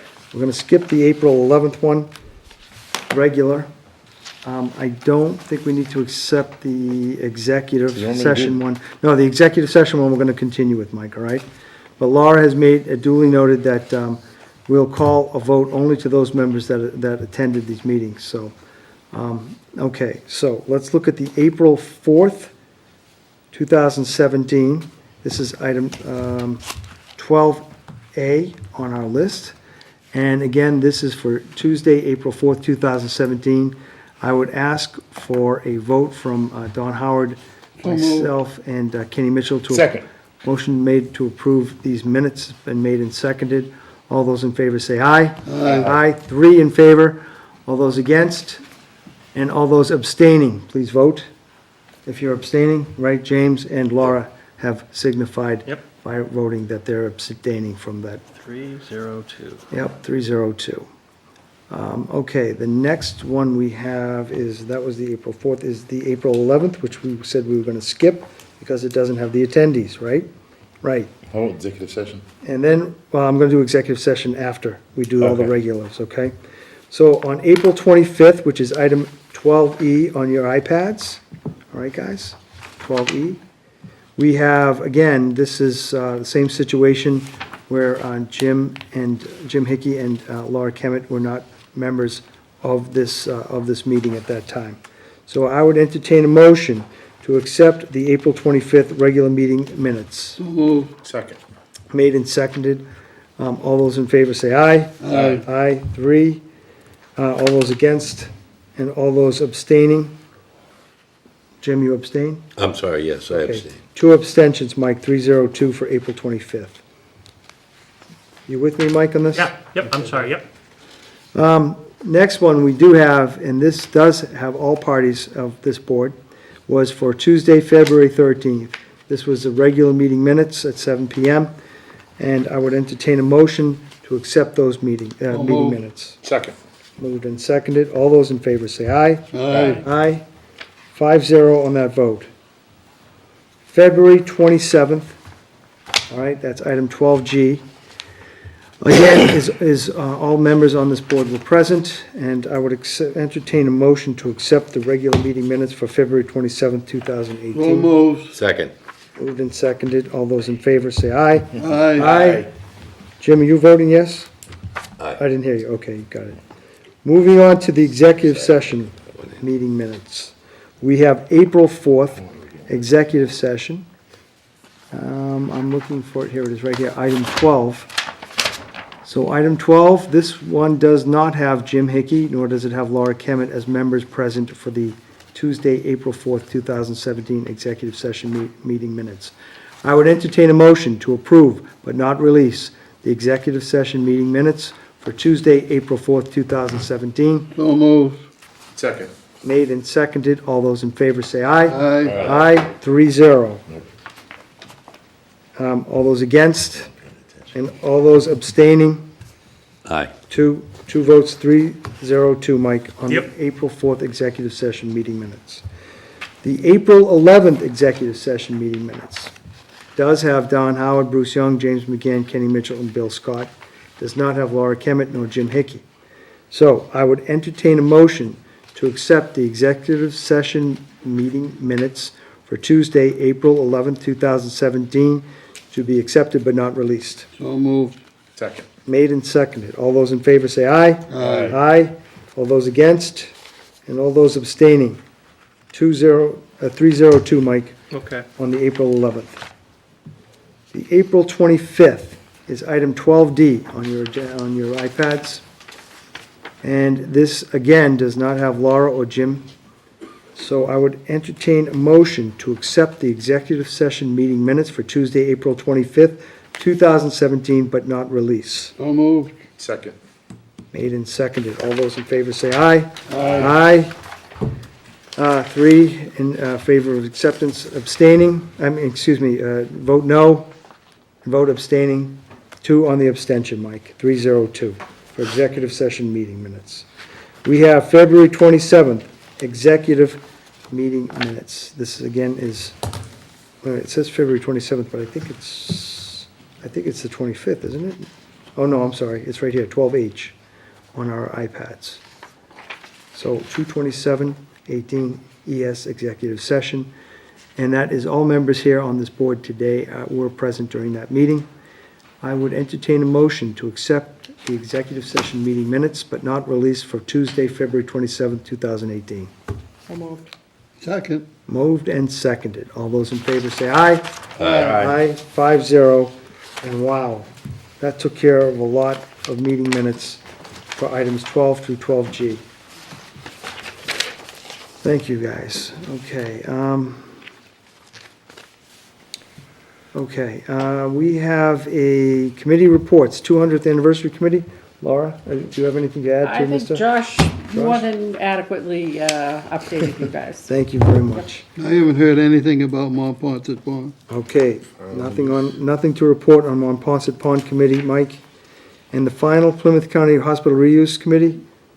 Donnie, We haven't had a meeting, so what happened with the tower up there? it fell over, It fell over during the windstorms? fell over. So that's, so we saved money from the Yeah, town? we Some did. forward movement. We have some saved money from the Couldn't have town. landed in a great spot. Couldn't have landed any better. Is that true? Right in the woods. Right in the woods. I heard one of the guy wires broke off and Yeah, that's it broke. It collapsed fell down. on the Yeah, side. more So the than tower one. itself rusted and broke in the middle Yeah, and fell over. fell over. That's good news, I guess.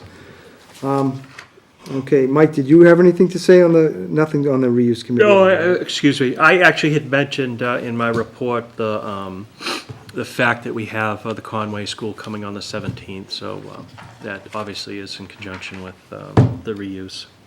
Thank you, Mike. We have the McQuon School Reuse Committee, Laura Kemet.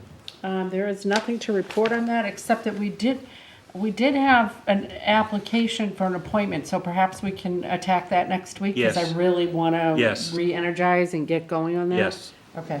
I'll tell you what, if you could sell the McQuon School to finance some of the articles, that would be, I'll tell you Okay, what, well, we're not gonna we'll all be pulling carry that you off on by the that. May Yeah, I town know, I meeting, know, Jim. I Come was on. hoping, man, okay?